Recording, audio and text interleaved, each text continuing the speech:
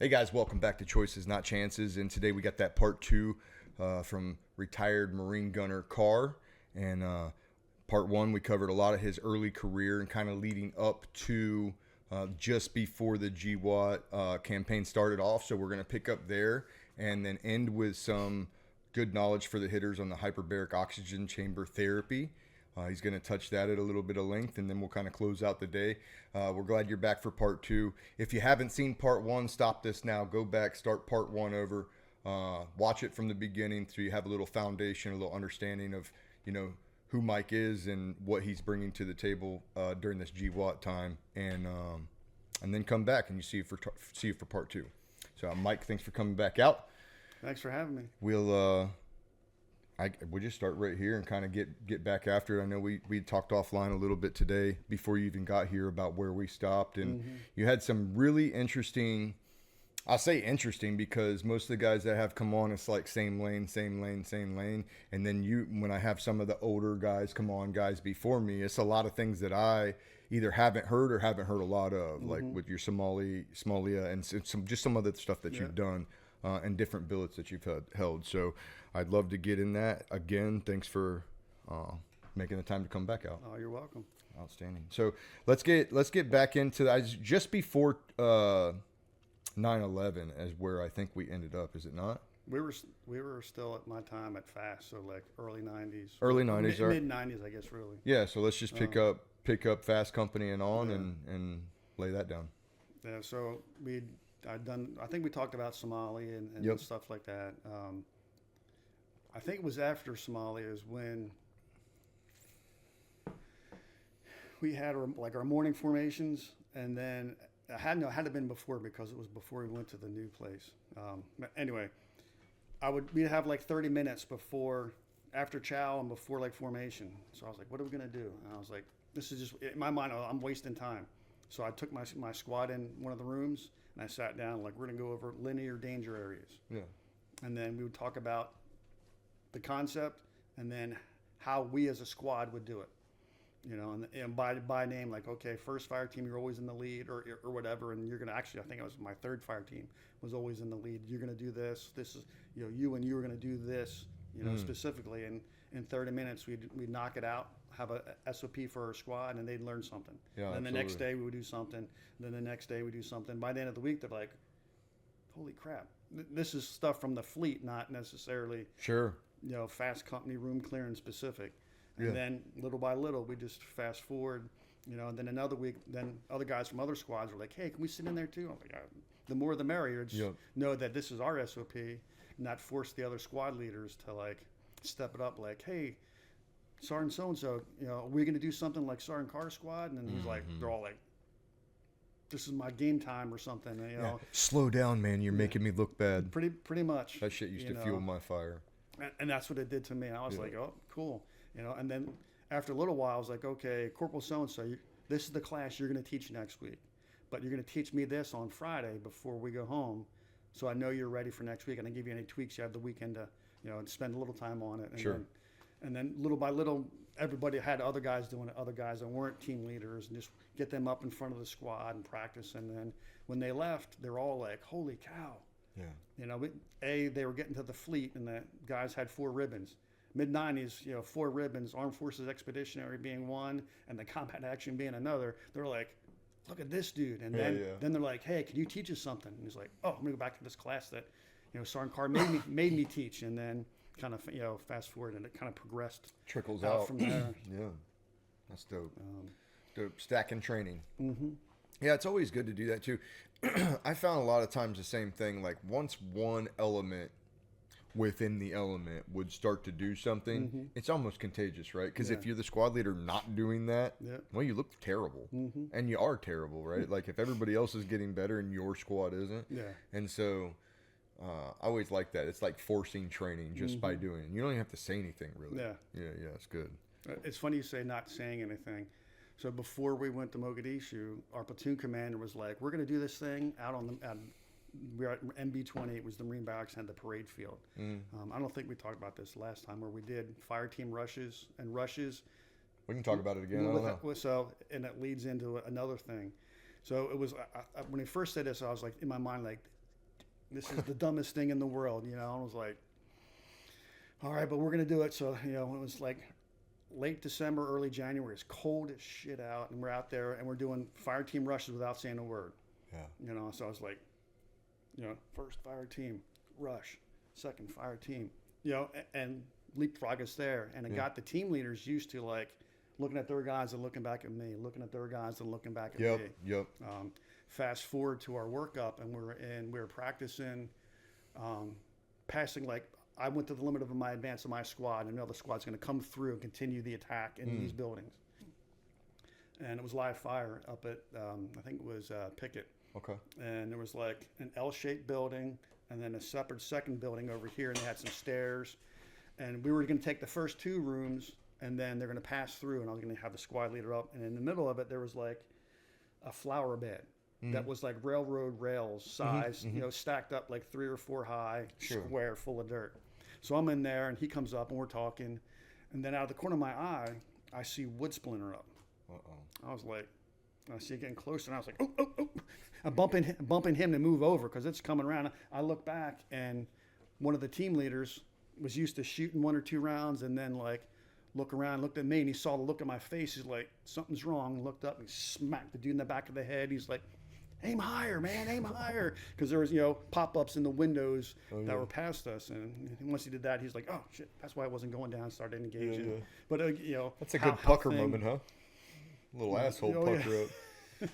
Can't get an 8-penny nail in it with a sledgehammer. I had a time like that on L5 out here. I was just telling this story to somebody, too. I was leading a squad attack range when I was a combat instructor out there.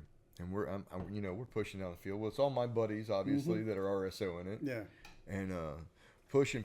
Well, I get up to that first berm that has that first Ivan target that's popping, right? Yeah. And I dome him, boom, boom, boom. All the way up, I'm hitting him, but I get him once I'm there just to make myself feel like, okay, he's dead. Yeah. And then I lay down, and I'm laying fire down past that Ivan. And as I'm laying fire down at that berm, my Ivan goes down. And I'm like, what the fuck? I turned and look, and all I seen was combat instructors diving on this kid. Yeah. I'm like, okay, that one's taken care of. Yeah, they covered me. We can continue now. Yeah, that's a pucker factor right there. Yeah. But good training as well. Realistic shit can happen. Got to make an adjustment on that. And sometimes when you think something doesn't, you're like, this is the dumbest thing. Later on, like, oh, this did work out, and then it was a good thing. And, absolutely. You know. Absolutely. And kind of even going back even further about learning is when I was at 2-8, you know, I talked about going to combat squad leader school. Fast forward to coming to FAST, we did every 6 months, the company went to either Pickett or AP Hill or Quantico and did like infantry stuff as a company. And we did the small unit leaders evaluation course, the SULES course. Okay. And it was something that I needed coming from a 4-man team, now leading a squad and getting ready to go to Somalia. It was like, hey, we show up and there's a lieutenant or staff sergeant, and they gave me a quick order. And in 5 minutes, I had to turn around, give that order to my squad, and go into the attack. Yep. You know, and it just helped me as a leader, like that repetitive, doing it over and over and over again. And then like doing that organizes it right in your own head to give you like that battle plan for when it happens in real life, because it's just going to come by way of a frago out there. Here, do this, where, why, when, go. And then it also helped me know what team leaders were the stronger and the weaker, and where to put them in the, like, I'm going to put you up front, you know, I'm going to have you in the middle or whatever, and then I can maneuver off of you or whatever. Sure, you may want your base of fire team that's not as fast, let's say. They might want to run point, and then they lay the base of fire down, and you do your action right or left with your next two. I don't trust, in my mind, you know, like, I don't trust you to do something, so you're going to be at the base. That's right. You just lay down and you be safe. I know you can pull a trigger. And you go left, you go right, and I know you got that 7 pounds in you. Yeah, that's good. You know, but that's good training. It is. You kind of understand where you can pull out of that. You're like, you don't always need a 4-page concept of operations, especially when you're getting a frago. And as a squad leader, if you've only been to the formal school, you might think you do. It's like, I mean, fast forward to TBS when I was going through the Warrant Officer Basic course. We sat there and we were doing offensive stuff. And we went, and the rest of the day there was other guys doing leadership stuff, and they tasked me to do the squad attack or the platoon attack against the other dug-in platoon, whereas the other ones were like 4 or 5 combat instructors or whatever they call up there, in the defense, and we're going to attack them.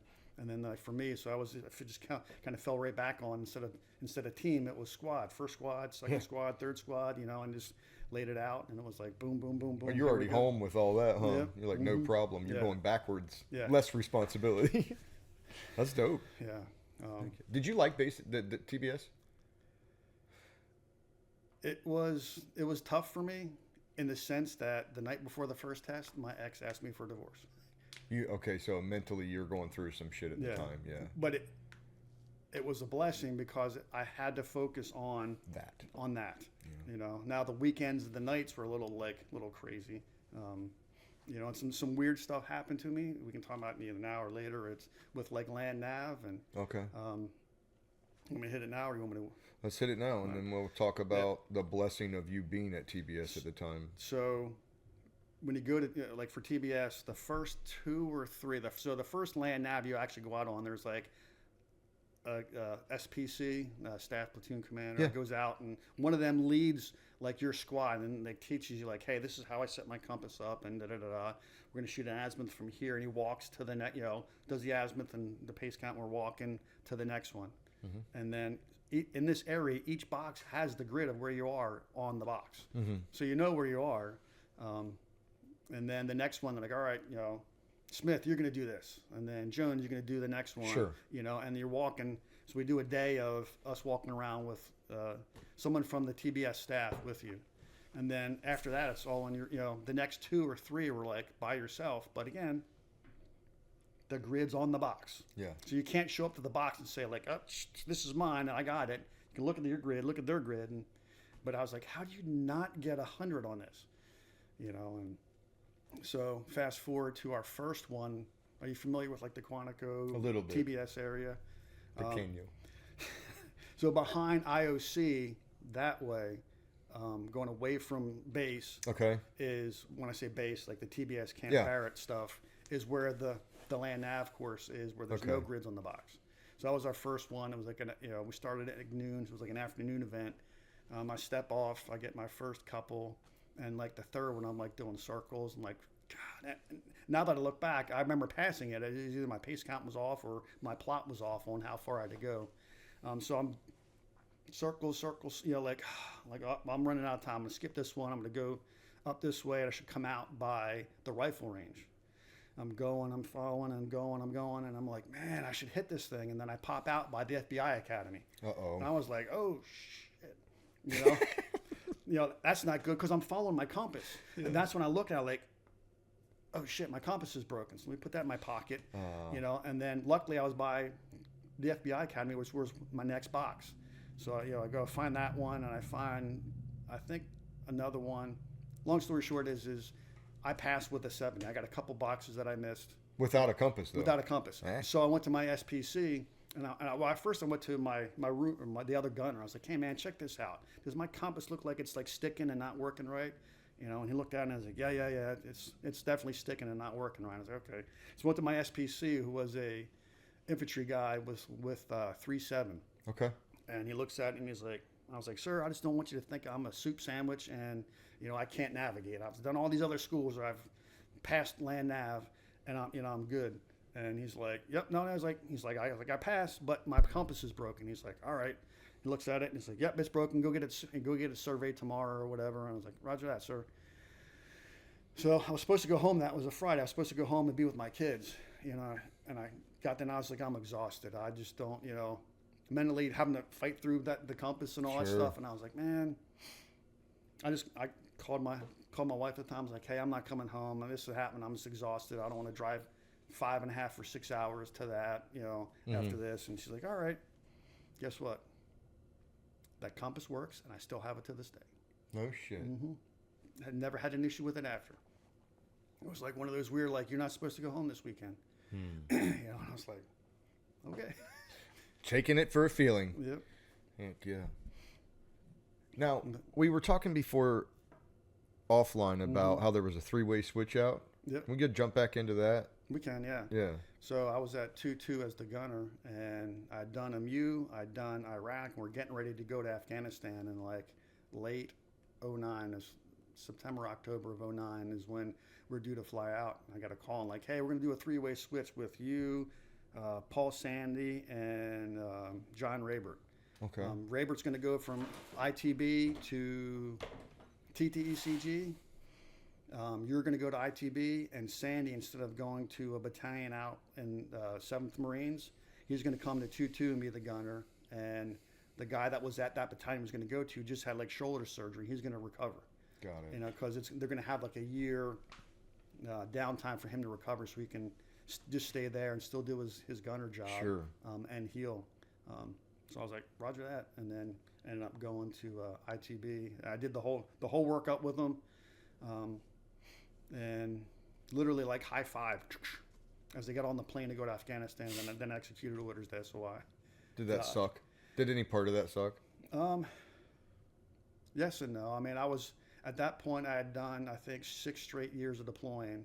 So okay, I did 3 years with 2-6, 6 months or whatever it was at TBS, and then 3 years of 2-2 being the gunner. So a break was welcomed anyway. So it was definitely really welcomed, and I was happy to get that, and you know, just relax a little bit. It's like, I know it's Tuesday, that there's going to be a hand grenade range, and you know, and just You know, I might not know what company it is, but I know there's going to be someone in the hand grenade range or whatever range, and just, you know, rotate through because of the steadiness of it.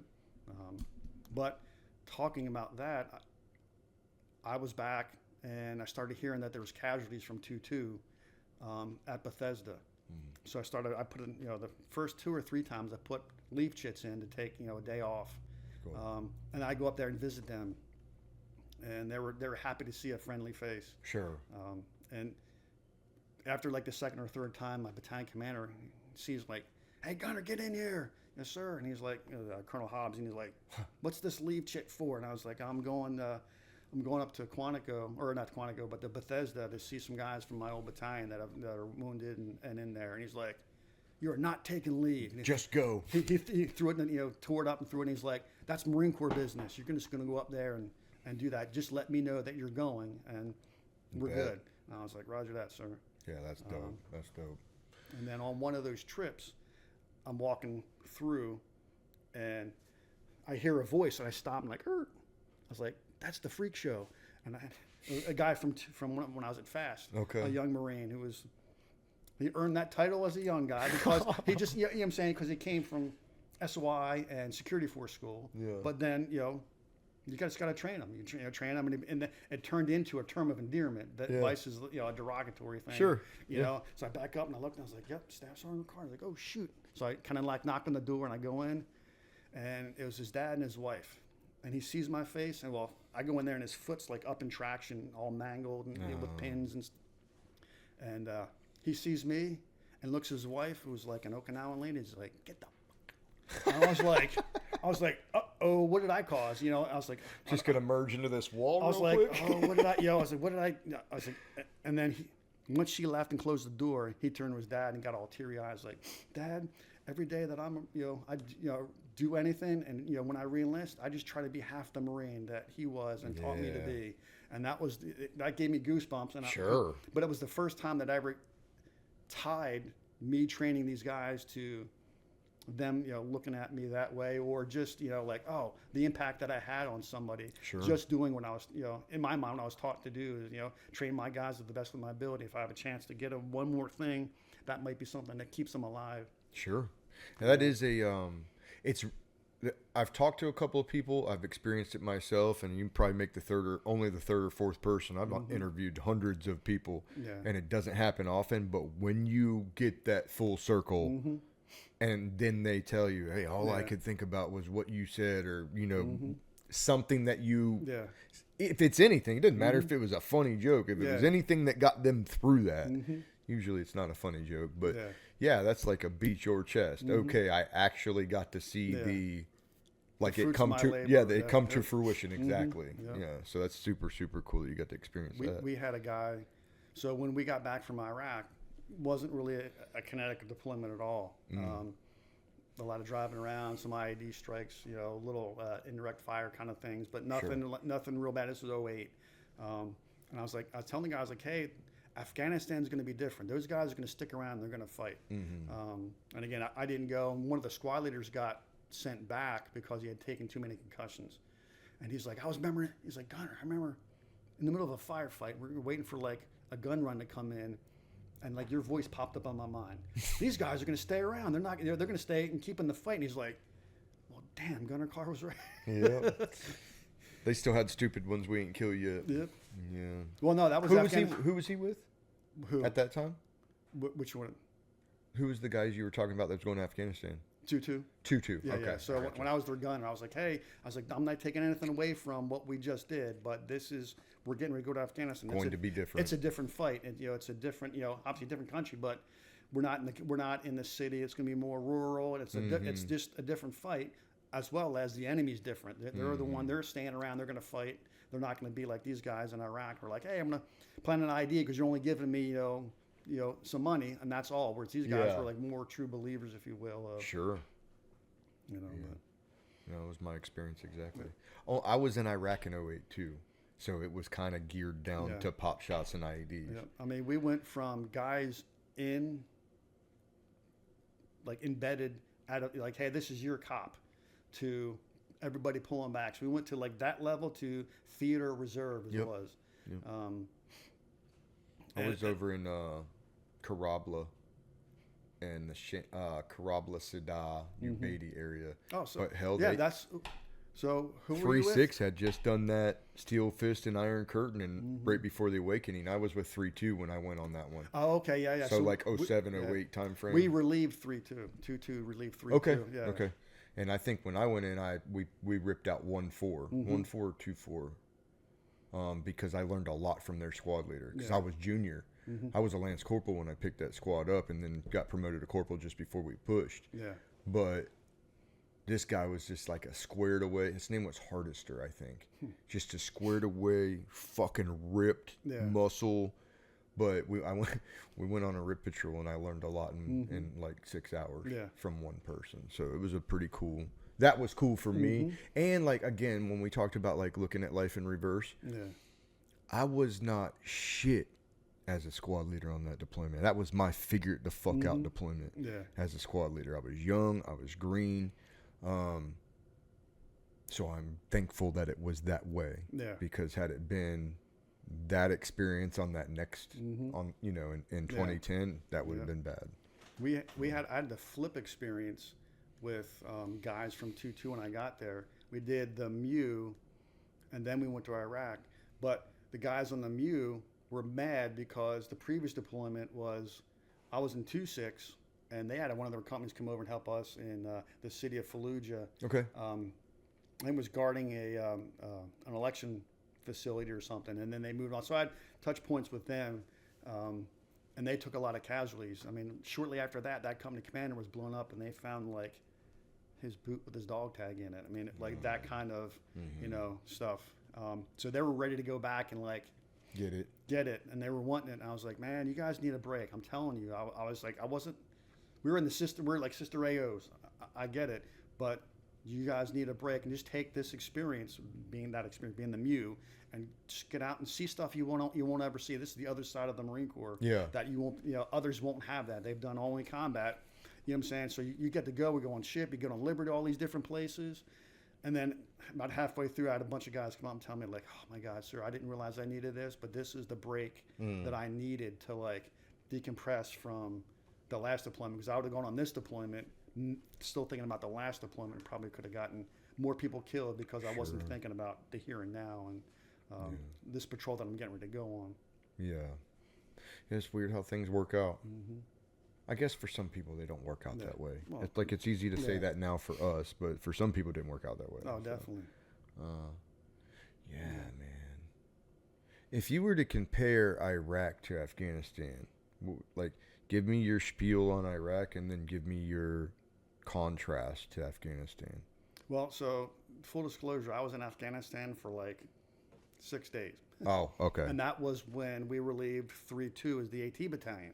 Okay. And but having seen after actions and other stuff, I mean, to me it's where I was in the city of Fallujah for my '05 deployment, and then in '08 we were in Al-Qaim. We had Al-Qaim, we had Rawa and Anna when they they combined all those together, and those were, for the most part, more urban fighting. Oh yeah. And then just the difference, so the engagements were closer, quicker. Especially when you got like on the canals because it got green. Yep. Yeah. And then were you in 2-2? You were in 2-2 in like 06, 07 then? No, I was. No? I got there at the end of '06. At the end of 06? Mm-hmm. They were already in the MEU workup. And what rank were you then? I was battalion gunner, CWO2. Oh God! So you probably at least heard about this. There had to be written about. Do you hear about like a battalion brawl that almost went down between 3-2 and 2-2 at the barracks? Oh my God! I'm about to out a lot of people. I'm not going to say any names, bro. It was rough. 3-2 had been on like Afghanistan, Iraq, or Afghanistan, Iraq, and 2-2 then it had been like MEU, or nothing MEU, something like that. And so field day. Yeah. Fucking wild in the line infantry. Everybody's out. Everybody's drunk as fuck. Laughing and carrying on at both battalions. Well, the way that it works in the little horseshoe is like this horseshoe barracks. It's real close to this horseshoe barracks for them. Yeah. And then in between the horseshoe barracks, or in between the battalions, there's a basketball court, a full size basketball court. Yeah. My God, we were there, and these guys were. The 3-2 guys were just hopped the fuck up off their third combat deployment. Most of them were not okay. Like you and I know who should take a rest, for example, like go on a MEU. There was a bunch of that going on. Yeah. And one of the 2-2 team leaders called out a color. I don't know if you ever heard of this, but he said blue, and his boot chucked a beer bottle into our parking lot at a blue car. Oh, it blew up. Okay, this was a problem, as you could imagine. Yeah. And there was a bunch of squabbling going back and forth. Well, the entire 3-2 barracks started chanting, 2-2 MEU, 2-2 MEU. Well, that pissed them off, obviously, as infantry Marines. Yeah. And they came out to, like, this side of the basketball court. And then all of 3-2 cleared to this side of the basketball court.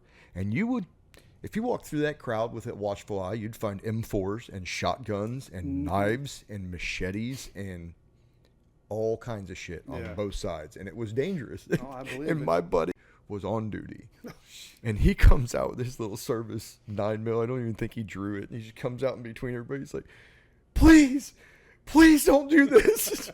And like everybody, that was the sanity check that every single one of us needed at the time. Everybody's like, oh shit, this is bad. Hey, get back to the barracks. And everybody like filtered their ways back like cockroaches, bro. Yeah. It was about to be bad. Anyway, any of the 3-2 or 2-2 guys would probably remember that 06, 07 time frame. I just had to know if you were on the other side of that basketball court. And to be honest, at that point, I was doing gunner things, and I didn't like... Oh, you wouldn't have been there anyway. Well, I mean... It would have been your guys. Well, yeah, and then I wasn't like getting yelled at by the first sergeant. No. I'm like, I'm over here. He was saluting you? Yeah. Yeah, that's a cool dynamic, isn't it? Yeah. I mean, So when I got selected for gunner, I was a master. I was also that year a master sergeant select too. So oh wow! So it wasn't like I like pinned on gunny and then gunner. It was like I was a gunny for a bit, and then. And when did you pin on gunner? 06. Oh, so was that your first? That was my first. Yeah, the MEU. Yeah. Okay. So they were when they sent me to the MEU, like, are you going to be good with that? And I was like, I'm pretty sure. I did 2 MEUs in a rifle company. I did a MEU doing the sniper platoon, doing the RNS for the MEU, and then now I'm doing it as a gunner, but. I also did 3 years at SOTG, so I'm pretty well versed in the whole MEU. In all of it? Yeah. No, that's dope. Yeah. You were like a unicorn for them, huh? Yeah. They were like, oh yeah, he's definitely doing this part. And then my OPSO was my platoon or company commander at Advanced Infantry Training Company when it was just a company. When I was doing Squad Leader School and Advanced Machine Gun Leaders course. And when was that? That was 98 to 2000. Okay. So I did a year of advanced machine guns, and I did a year of infantry squad leaders course. Gotcha. I know you were there doing something when Trigicon brought like the IAR and the first SDOs or MDOs. So I was either the ITB or AITB gunner. Yeah, because I was on the line out there testing those with you and whoever. That's the first time I ever met you. Out at like 402 or something. I don't remember. It was one of the ones that has it can either Might have been Lima 5 multiple. or 402. I'm not sure which one it was, but I remember Yeah. thinking that you couldn't miss with it because of how wicked. Yeah. Wicked good it was. That's the first time I remember meeting you. Was at SOI there. I wasn't sure if that was your billet at the time or if you were just there for testing. I was there as one of the battalion gunners. Check. Yeah, dope. I was in Alpha Company at that time. It was like my first class or two. Yeah, with Captain Peters and Gunny Rose. Yep. Yeah. I'm gonna have him on too. Oh, nice. The old Dustin. Shout out. Shout out. He's a gunner. Yeah. I just seen him at the symposium. Yeah. And he's coming up on retirement. I said, "You're coming on my show." He's like, "I don't do that shit." I said, "Yeah, well, I know." He's like, "I'll make an exception." I said, "Yeah, you got a story, I believe, of running next to a giant with the Medal of Honor that we need to talk about." And he's like, "All right." So I liked him. He was always good to me. Everybody was good to me in that chain of command. First Sergeant McHale. There was just a bunch of really, really, really good instructors over there at the time, from the bottom to the top. So. I think he's retired in Swansboro, isn't he? McHale? I know he's not far from me. I know for a while he was on that Appalachian Trail, but I'm trying to link back up with him. He sent me matter of fact, he sent me a message today. I put some videos out when I had an interview with Sean Carano, and put some of that stuff out, and he said it turned out he knew Sean Carano and was affiliated with him in his career. So pretty cool there. Let's keep moving. So I'll go through the rest of my time at Fast quick. I ended up doing 2 refuel defuels. Yep. Same place? Out of Pearl Harbor, yeah. So the first time it was just my squad reinforced. So it was like 18 of us. Okay. That flew commercial from Norfolk to Hawaii with all our guns. That seems unorthodox. Well, because at that point they were closing down all the security force units. Oh. And then when new guys would come in, they'd send them to Yorktown, and they were consolidating and they began making fast, second and third fast. Okay. There, and that's I think when they also learned these probably need to all be O3s if they're going to come to fast. Yeah. Because they were sending guys out to do stuff, and there's just a different dynamic when it's like a PRP command where it's just like Kings Bay, where it's a static thing. You're there. The SOPs are here. Vice is going out there and like, hey, you need to create an in-depth defense out at this embassy. And you're like, oh, shoot, I was like a communicating officer or something. Yeah. TBS gives you some, but it's not to the level of like, I have all the, it's, some were good and some weren't. And they just, I think over time, were able to. So the point though of all that is when guys left security force company like Pearl Harbor, they didn't get a replacement. So they had to keep all their posts, and then like, all right, out of this, we were able to do a half a platoon to do the RFDF. And we'll fly them. And then, no. So they half a platoon of their guys, and then they sent the other half. And I got tasked with that. And I went out there for the first time, and then the second time, my whole platoon flew out. Both to Pearl Harbor? Both to Pearl Harbor, yeah. My team did one. It was right before I checked. I was on deck, but they were gone. They had like a couple of drug pops, and so me and my roommate Chavez filled those 2 spots once they came home from the RFDF. Okay. Yeah, so they did one in Bremerton or Bangor. Bangor. Yeah, yep. Bangor, Washington. Yep. Yeah, So that was the 2.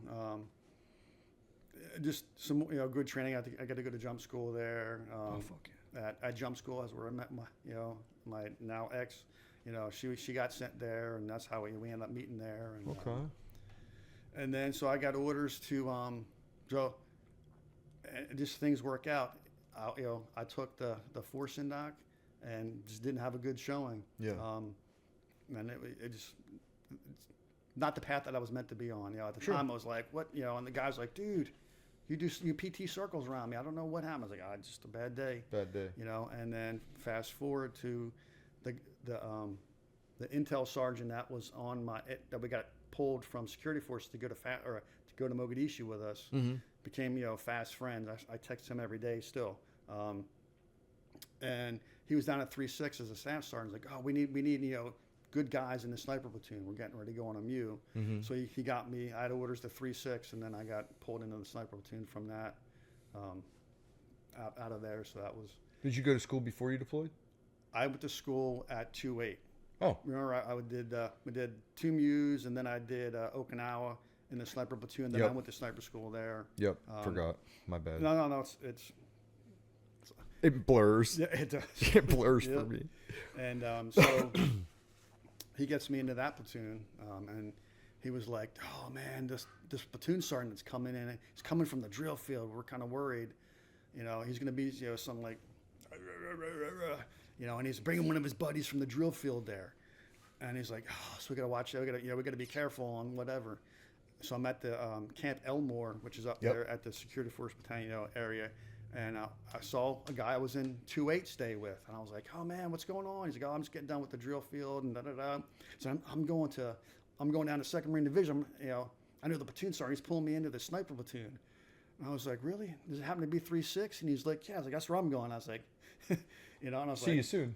Well, I was like, not only see you soon, but we were in 2-8 stay together, so I knew him, and I knew he was a good guy. Oh, good. So I sent my buddy a message like, "Hey man, we're good. This Everything's guy's gravy. coming in is a good dude." I was in 2-8 stay with him. He's like, "Oh, okay," and he was an instructor at sniper school for a bit before he went to the drill field.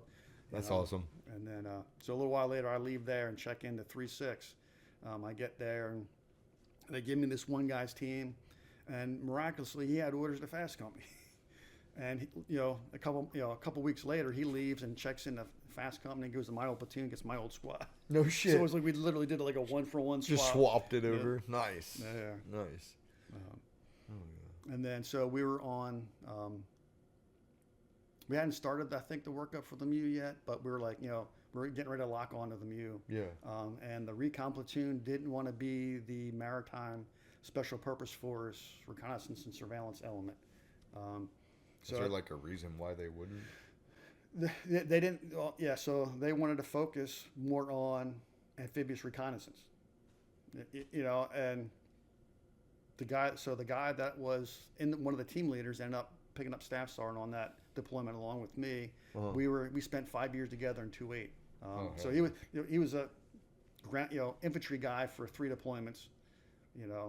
5 years at 2-8 as his ground, as his basic experience, not basic, but his formative experiences, Yeah. and then went over to recon, and he's like, I came to recon to do like amphibious reconnaissance, and that stuff, not green, black side, Surveillance, stuff. yeah. So that they wanted to focus on that, which we were like, cool, and they're like, all right, 3-6 snipers, you're gonna, scout snipers, and you're gonna do it. Gave y'all work. Yep. Yeah. And so not only work, but the schools that went along with it. So we got to do urban sniper.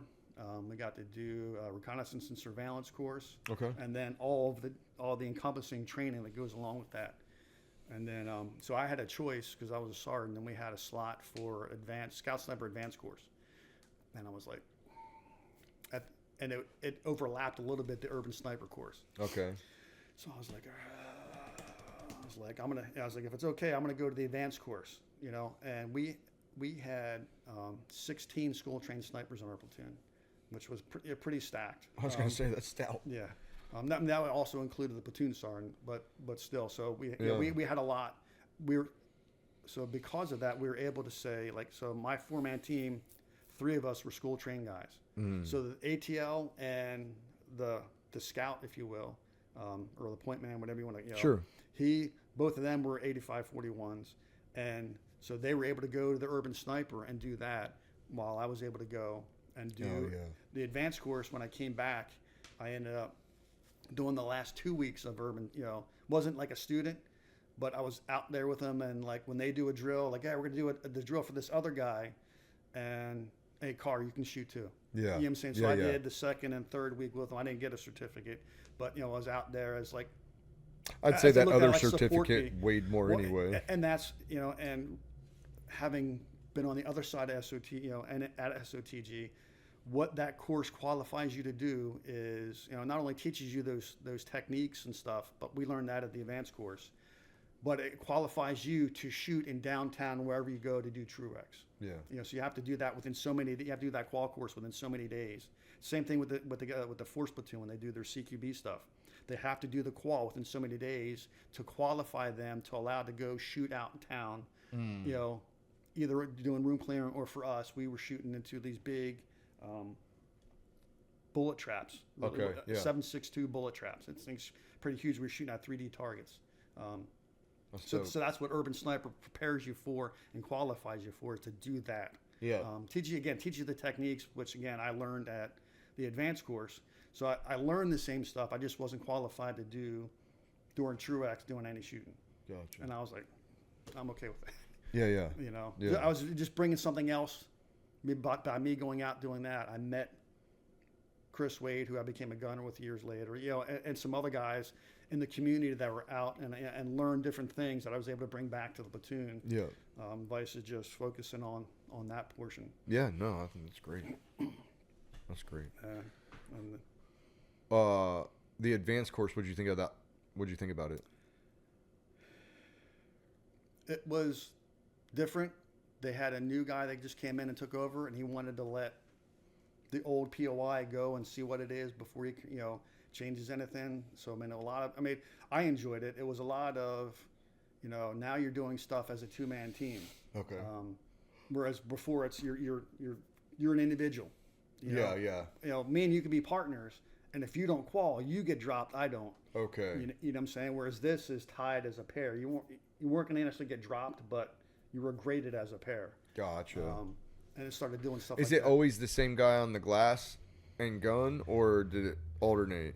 Well, depending on what it was. So we when we first got there, we went out and we shot the qual course. Everybody did. Okay. And I was mad. So qualifying is like a 28, and I got a 27 because they gave me the wrong, like, hey, you missed. And they're like, oh, oops, our bad. You hit. So when they told me I missed, I changed my lead, which caused me to miss the second one. Whereas if I hadn't, I would. You were already on. Yeah. You adjusted off target. Yeah. Yeah. But so that was kind of cool. And then it was just, again, paired up together. And when they had it, so the first week was the Sniper Employment Officer course. Okay. So they had all the 0203s, ground intel officers that were there as well. So you had a two-man team, and then you had an officer, and then we did a lot of toots, tactical exercise without troops. So like, okay, we're gonna, he give you a mission, and then we have to go home tonight as a group, and as a three-man team, and write our order. Sure. And help him understand, like, oh, I want to do this. Yeah, no, you're not going to be able to move 85 clicks tonight with all this stuff. You know what I'm saying? And get the realism, so they understand without necessarily having to have them go out and do 100 patrols. They get the experience of like, oh, yeah, this makes sense. And then, so that's what a lot of that first week was. They would go out and get exposure to, like, they go out and do the qual course. They went out and did, we did land nav as a team and some other stuff. Sure. But again, it was more to expose them to it. So when they get to the fleet, now they have an understanding of what they're employing. Got it. And then the next 4 weeks was really the beginning of the advanced course. Where we did a lot of shooting.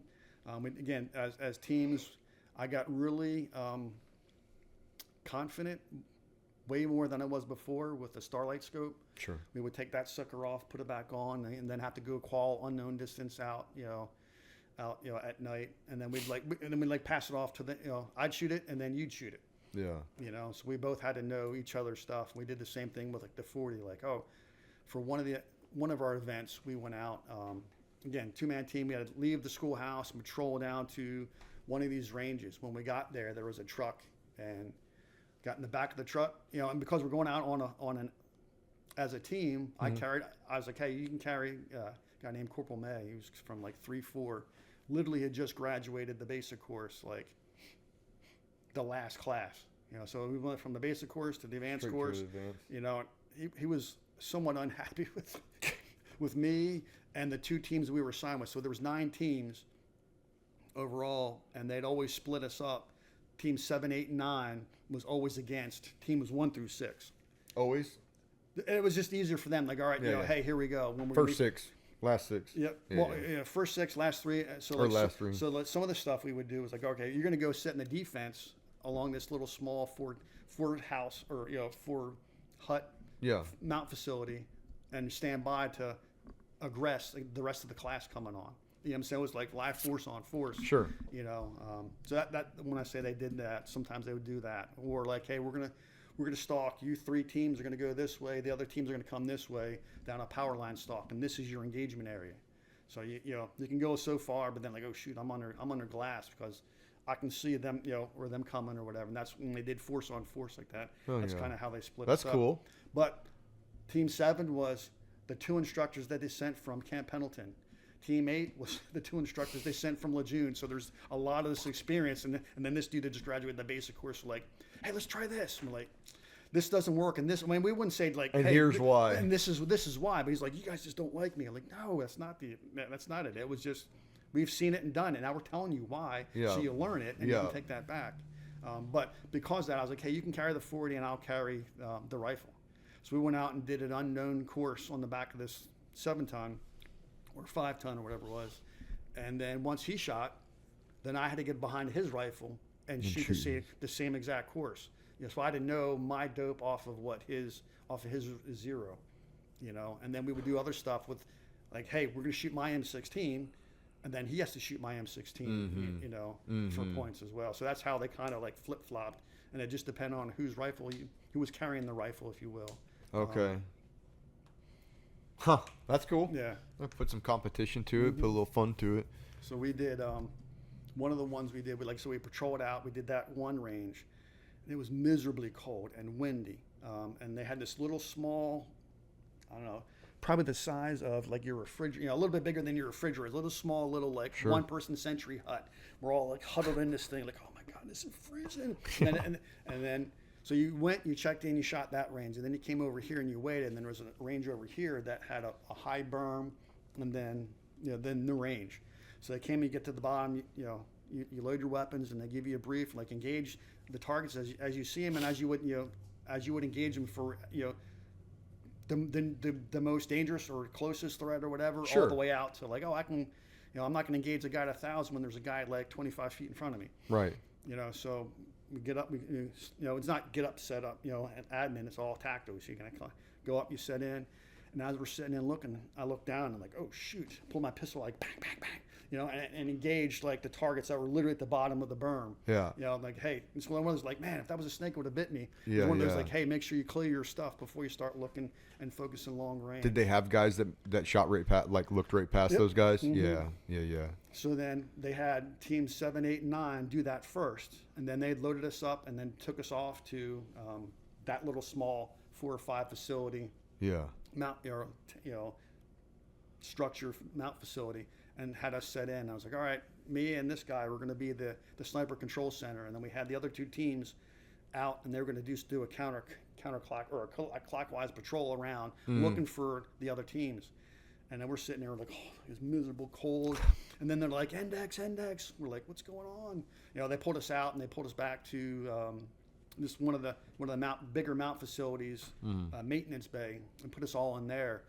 Just after the last team left that shed, one of those Widowmakers blew and crushed that facility, crushed that little thing. They're like, oh, this is all right. We're pulling everybody out. This is too dangerous. Yeah. What was the wind?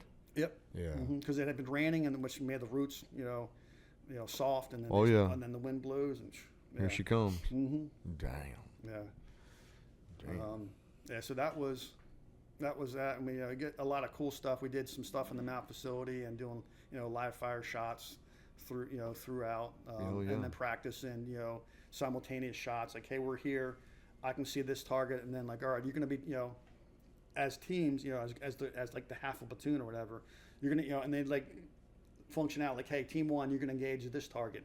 Team 2, you're going to engage this target. Your secondary target is team 1's target. And make sure there's more than one gun on each target, and then go through. We did stuff like that. That's dope. We did the force on force stalks. We did live fire stalk, where they went in. It's just like a normal stalk, right, with a blank fire, but you had to be able to see like the instructor, but you also had to see the still target behind him. And then once everybody was clear, they put a flag by you, and then they came to the closest one to the targets, gave him a live round, hey, shoot, and then gave the spotter some rounds to shoot, and then pulled them up. All right, front area is clear, the next closest guy, and they went through. So we did stuff like that. Oh yeah. Which also allowed us to go was like 10 or 20 feet into the tree line.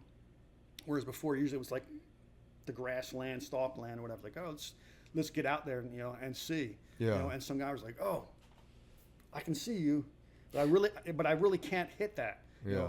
But I'm gonna take the shot. And then they're like, oh, my round, nowhere, can't tell where that round went because it hit so many branches on the way. Yeah. So it was just learning those things that, like, hey, Windows and such. Mm-hmm. Yeah. Hey, there's a window to see, but then you also have to account for the rise of the round as it's coming out and where it's at. And, That's right. And all from here to there, not just like, hey, we're making it easier for you because you're putting you on a flat land, and now let's get more advanced with it and stuff. Yeah, that's dope. Yeah. I never, obviously I'm not a sniper, but that's something that I think could have been cool. Like, I like to shoot. I'm okay shooting at distances, but never got to use the equipment, never went to the schools, but I always ask about it because it fascinates me. Yeah. And everybody that's been to the school always has fond stories of it because it's not an easy one. Yeah.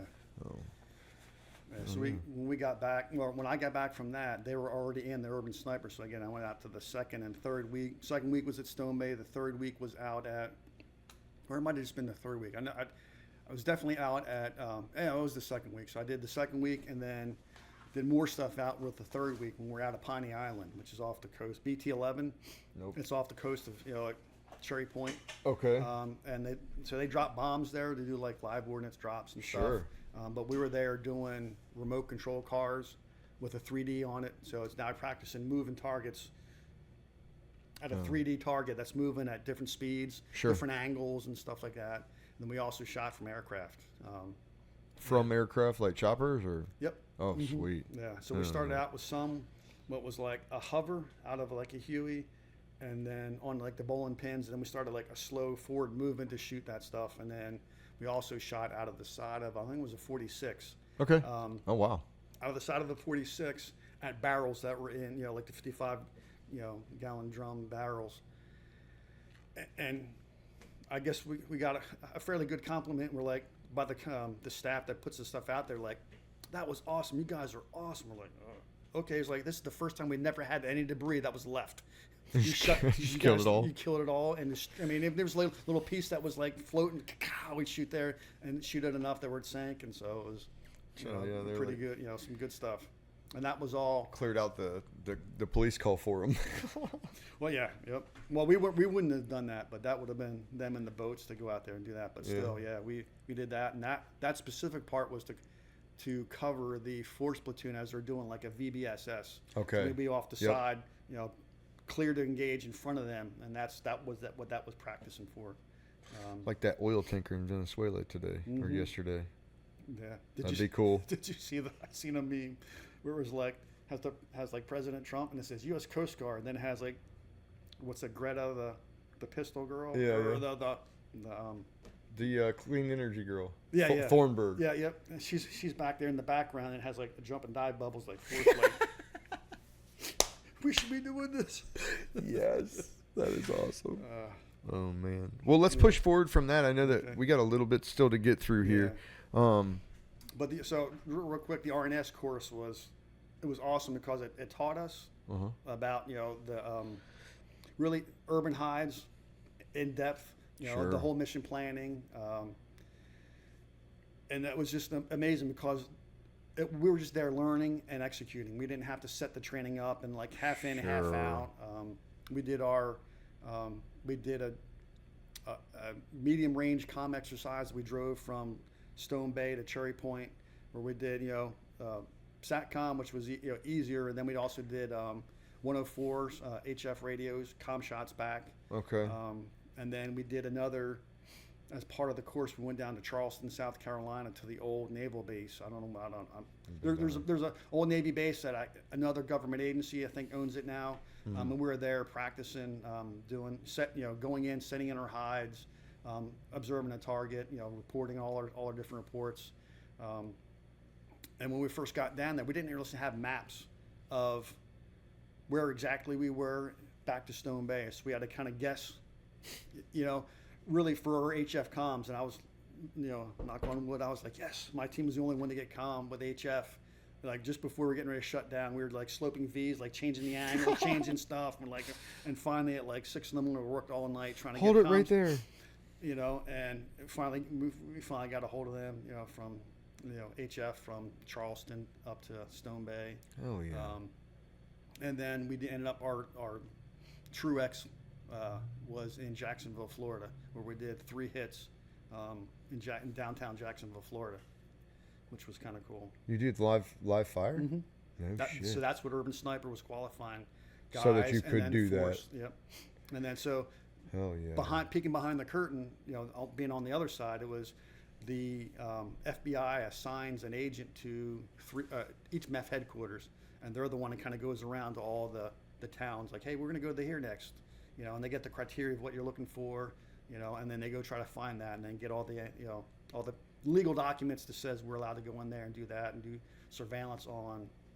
Or they do just put a trap up with a target. For us, yeah. I mean, then they would, like for us, they'd move it around depending on what the pattern was. Sure. Yeah, you know, they go like, all right, they have it laid out to the aggressors. Like, hey, you're gonna go in here every hour. You're gonna go do a loop round, and over here you're gonna stop for 2 or 3 minutes, and then you're gonna continue your loop round. It's to see if we're paying attention and you can pick up that pattern. Yeah. You know, but it's also to kind of set it up like, okay, either he's there all the time or he's there at a certain time. We got to time it right. And then they'll put a bullet trap there and then do a live fire shot. Like trying to get you guys to pick up SDRs or patterns or whatever somebody could be running around that. Yep. Yeah. You know, just picking it up. And apparently, again. Did you guys pick it up? We did. Okay. I mean, what I was going to say is they had to do a lot of stuff different for our platoon because we had so many school trained guys. You were senior as shit. And 2 of the team leaders have been in a sniper platoon before. You know what I'm saying? So a fairly senior platoon that had done a variety of different stuff, but were able to pick up on these different things. That's a great training. Oh yeah, a lot more than most teams probably. Yep. And so, like at the mount facility, they would normally say, "Hey, you're going to go take this building and observe this building, and then put you into these different buildings." For us, they said they're somewhere in the mount facility, so you had to go out, sit outside. Make it a little harder. Well, and that's exactly what they did, you know. And then we had to figure out. So they had initially they told the guys doing the patrols, you got to go further around and see if we can see them, and then track them from where our hides were to where the building was, and then we were able to move in closer. Start to squeeze them. Mm-hmm. You know, so they did more advanced stuff for us only because we were. Once you master it, it's time to step up. For sure. You know, and then when I went back to teach it a couple years later, it was different. Whereas when we briefed before we went ashore, we briefed where the sniper control center was going to be, and that was it. You know, and everything else was on site. We had to go around. Team leaders went around and like, okay, this is they already knew which ones were available and not available. You know, the SOTG guys did, but they made us go out and pick like, oh, we want, this is the best one. I'm like, you're right, but that's unavailable because of enemy did this or that, and they inject something into the scenario that would push us towards the one building that we were allowed to be in. Yeah. You know. Yeah. But it was on site. But when I went back years later to be an instructor, it was you had to have all those picked out and plans and all that stuff before they left the ship. It was more controlled, and maybe it was just because our platoon was that much more advanced. They were trying to push us further, into the scenario, make it a little harder. That's cool though. Oh yeah, we did. So back then you did Truex, and then you did SOCX, and you had to do that Maritime Special Purpose Force raid on SOCX to qualify. Okay. Years later, they switched it to if you passed Truex, then you could do other stuff or in SOCX. But our SOCX raid, MSPF raid, was at the firefighter facility in Rocky Mount. So we flew from ship, so we get the warning order on ship, and like, hey, you're flying into the Rocky Mountain Airport, get civvies on. So we put civvies on, and some of the guys in the ref come and like, oh, you guys think you're so high speed walking around civvies, we just kind of ignored them, and we just did what we normally do. And I had my team like, hey, inspection's going to go in 30 minutes. And I go up to the hangar deck and all their stuff was laid out. All the gear common all was laid in the same spot on all the ponchos, sure. And, specific to each guy. Went through, checked it off, checked radios, and then that's when everybody else was like, oh shit, that's more professional than I've ever seen or ever done. Yeah. And then they kind of quieted down with, their talk like, you guys think you're high speed when they saw us, just doing the basics, basic really fundamental well. Stuff, but doing it really well. Yep. So we get our stuff. We fly into the Rocky Mountain Airport on a 53. There was blacked out white vans that were there waiting on us. The het guys had got in those. Went to the the industrial area that we went to set up the sniper control center, and then from there we inserted. My team was in off of 64, in an off pass. I got off there and inserted and started my walk in with my team, and we were along the. Our team was always the south side, and the south side of this facility was on the bank of the Tar River. Oh, no shit. So we insert at night, and we go in, and we're laying in, and the MU commander at that point is like, I'm limiting the number of people going to shore because I don't want to, I want to limit the exposure or whatever. So we had 3-man teams instead of 4, and we're sitting there, and we're like, oh man, and normally I like to have all 4 guys together in one spot. It's easier to control. If we have to extract or whatever, we're all right there instead of like, oh, what's going on with him back there? Why isn't he here? And, sure. And then you walk out onto something, and so there's the 2 of us, and then one pushed a little further up because it wasn't enough, room or vegetation to hide there. So we're doing it. We send our reports in, and then early the next morning, the sun's starting to come up, and we hear all kinds of commotion around. Well, it's Saturday morning, everybody wants to come fish the Tar River. Oh, God. And there we are sitting in our hide, from here to your car out, to your truck outside from us, unaware that, you're even there. That we're there, and we're still sending our reports and doing all our stuff. And that was when it was like, all right, my training is all working because they have no clue that we're here and we're in this, fairly exposed spot. But as long as you do, your tactics, you're right, and your positioning's, right, you're set. So as long as somebody doesn't come over and try to take a piss in that bush. Well, I mean, it was halfway. I mean, I don't see them walking up the hill to, it wasn't easy to get to you. It wasn't. Yeah. Okay. Yeah. So I mean, so think of like 15 or 20 meters from the bottom to the top, and we were in the middle towards the top. I gotcha. So it wasn't an easy spot for them to get to us. Oh yeah. That's fun. It was. I mean, I was like, oh man, this is awesome. Yeah, that's cool. That's cool. Yeah. So let's push through. I want to get to the HBOT stuff, but I don't want to stop you from anything else that you want to talk about. So I'll hit a couple of highlights because before you're like, I want them to understand. Yes, sir. Why I'm going to HBOT. So after 3-6, I got fapped out to SOIS, where I went to Advanced Machine Gun Leaders course. Yep. And while there, so I did that, and then 3-6 was getting ready to leave, and on a MU, and I was like, all right, we already have all the staff and CO spots filled. I picked up staff sergeant on the MU with the sniper platoon. So like, but if you go check out, you can just go check right back into 3-6 or into SOI. So I checked out of SOI on a Monday and checked back in on a Friday, and luckily the sergeant major wasn't around, and everybody still remembered me. They're like, oh, Staff Sergeant Carr, what are you doing here? Like, you just checked out. I was like, yeah, I'm checking back in. They're like, oh, do you know where you're going? I was like, yep, I'm going to AITC, going to squad leader school to be an instructor. They're like, all right, see ya. Whereas everybody else checking in had to go see the sergeant major for him to place you. Yep. So because he was gone and everybody still remembered me, I just went straight back. I mean, they were all expecting me to come back and be a squad leader school instructor. Good. So I went and did that. When I checked in, they're like, all right, we're going to give you the mount package because I fast company in Somalia. And they're like, all right, absolutely, you're going to have the mount package, and then you're going to do the demo package.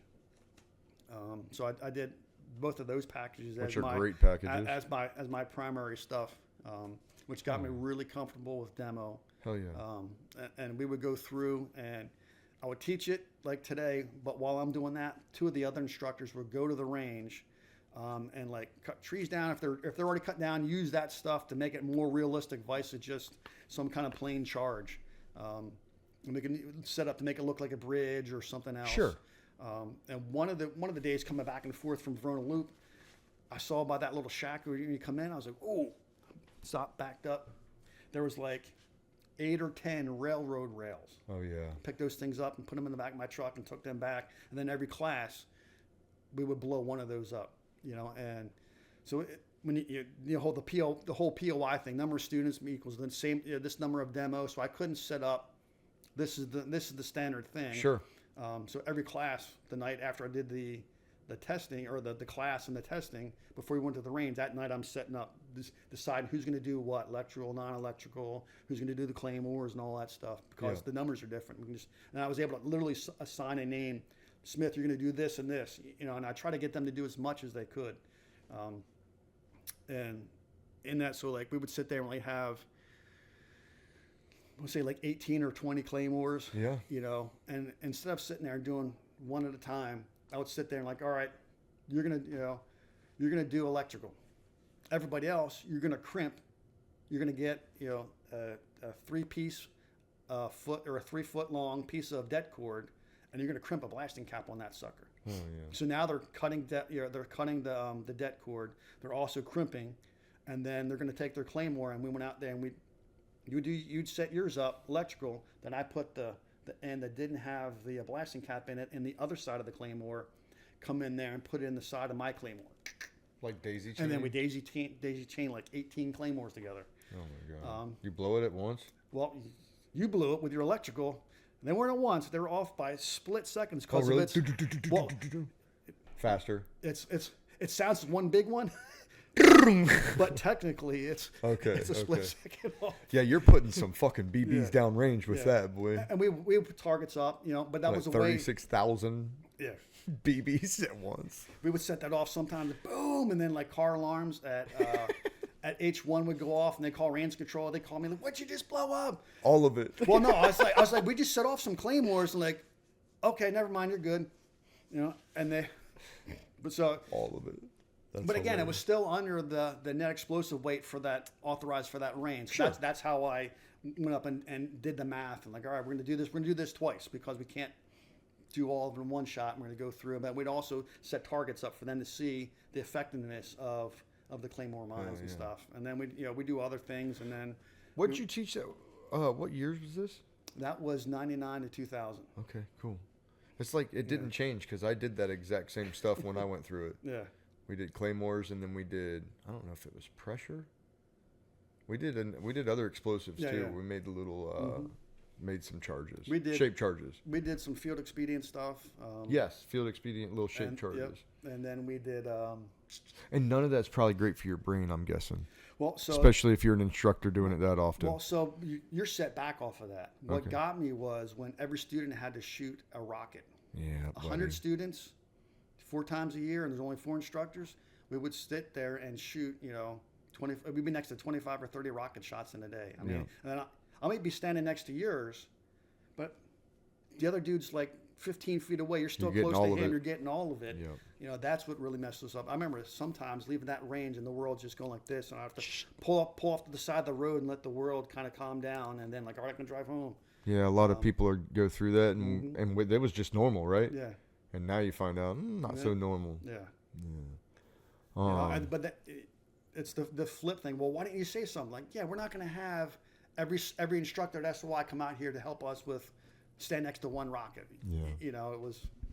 I mean, it is what it is. It was the nature of the beast, I guess, if you will. Yeah, and we live in a world, and by nature of it, if you show any weakness at all ever, it's bad. Yeah. And so nobody wants to say, "Hey, my world is shaking from these rocket shots." Mm-hmm. And nobody knew TBI or any of that stuff back then. So one day, I was coming into work, and I pull up in my truck, and I'm getting out of my little small little red 4-wheel or 2-wheel drive Ford Ranger or whatever. Hell yeah. Getting out, and one of the instructors, one of the other advanced machine gun leaders guys, was like, "Hey, Carr." I'm like, "Yeah." He's like, "You habla español?" I was like, "Nope." I was like, "Why?" He's like, "Well, because we got orders." I was like, "Well, I'm on a FAP." He's like, "Well, you're getting FAP from that FAP." I was like, "What are we doing?" He's like, "We're going to Iquitos, Peru." And I was like, "To what?" He's like, "Yeah." I was like, "What are we doing?" He's like, talking about himself. He's like, "I'm going to be the force protection specialist." I was like, "Okay, cool. What am I doing?" He's like, "You're going to be the assistant to the OIC of the Joint Peruvian Riverine Training Center." And I was like, "Cool. When are we leaving?" This was like a Tuesday. He's like, "We're leaving next Monday." And I was like, "What?" So we went in there and like, "Yep, out of the whole MEF, they picked the 2 of us." And I was sent to SOI because I had had deployed so much in my first like 10 years that we hadn't even hit my overseas control date yet, let alone 3 years from that date. So that it was there to give me a break from deploying. And hot shot. what's that? Bringing them in hot. Well, and it was like, oh my God. So we went to the sergeant major at the school and like, yep, we're the guys. Like, all right, you need to go to SOTG out at a courthouse bay and talk to them. They're the ones that are coordinating it. So we get out there and talk, and that's where I got known to the guys at SOTG, which is going to play in later on. Sure. So we go through, and I'm like, this just doesn't seem right. And they're asking us for like our rifle serial numbers. I'm like, we don't have rifles. We're instructors. So like, it was like a Thursday, and they're like, what's your rifle? What's your serial number? So I pull out a laser pointer, and I was like, 612457. And they're like, well, that's a laser pointer. I was like, I know, we're instructors. SOI doesn't give weapons to freaking instructors. They're all for the students. He's like, oh, shoot. They're hoping that a fleet unit would send a guy, and then you take his gun from the fleet. Yeah. And then that's when the light bulb clicked onto them, like, oh, we can't execute this as quickly as we were, anticipating. Wanting to, yeah. And then, so later on that day, I got a call. I was like, 3-6 was out at 29 Palms, and I was like, hey, I was like, if the sergeant major says I got to go, I'm going to go. We were getting ready to execute, flying to D.C. Friday morning to get our government passports in a day. Expedite the thing, go through and do all that and come back, because we were flying out Monday. And then talking to him, he's like, you're doing what? No, you're not going. And he's like, what's your number? And I like gave him the number at the desk. I was like, don't go anywhere. He's like, I'm going to call you right back. And like 45 minutes later, he's like, hey, you're not going? I don't know about that other dude because he hadn't deployed since the Gulf War, but he's probably going to go, but you're not.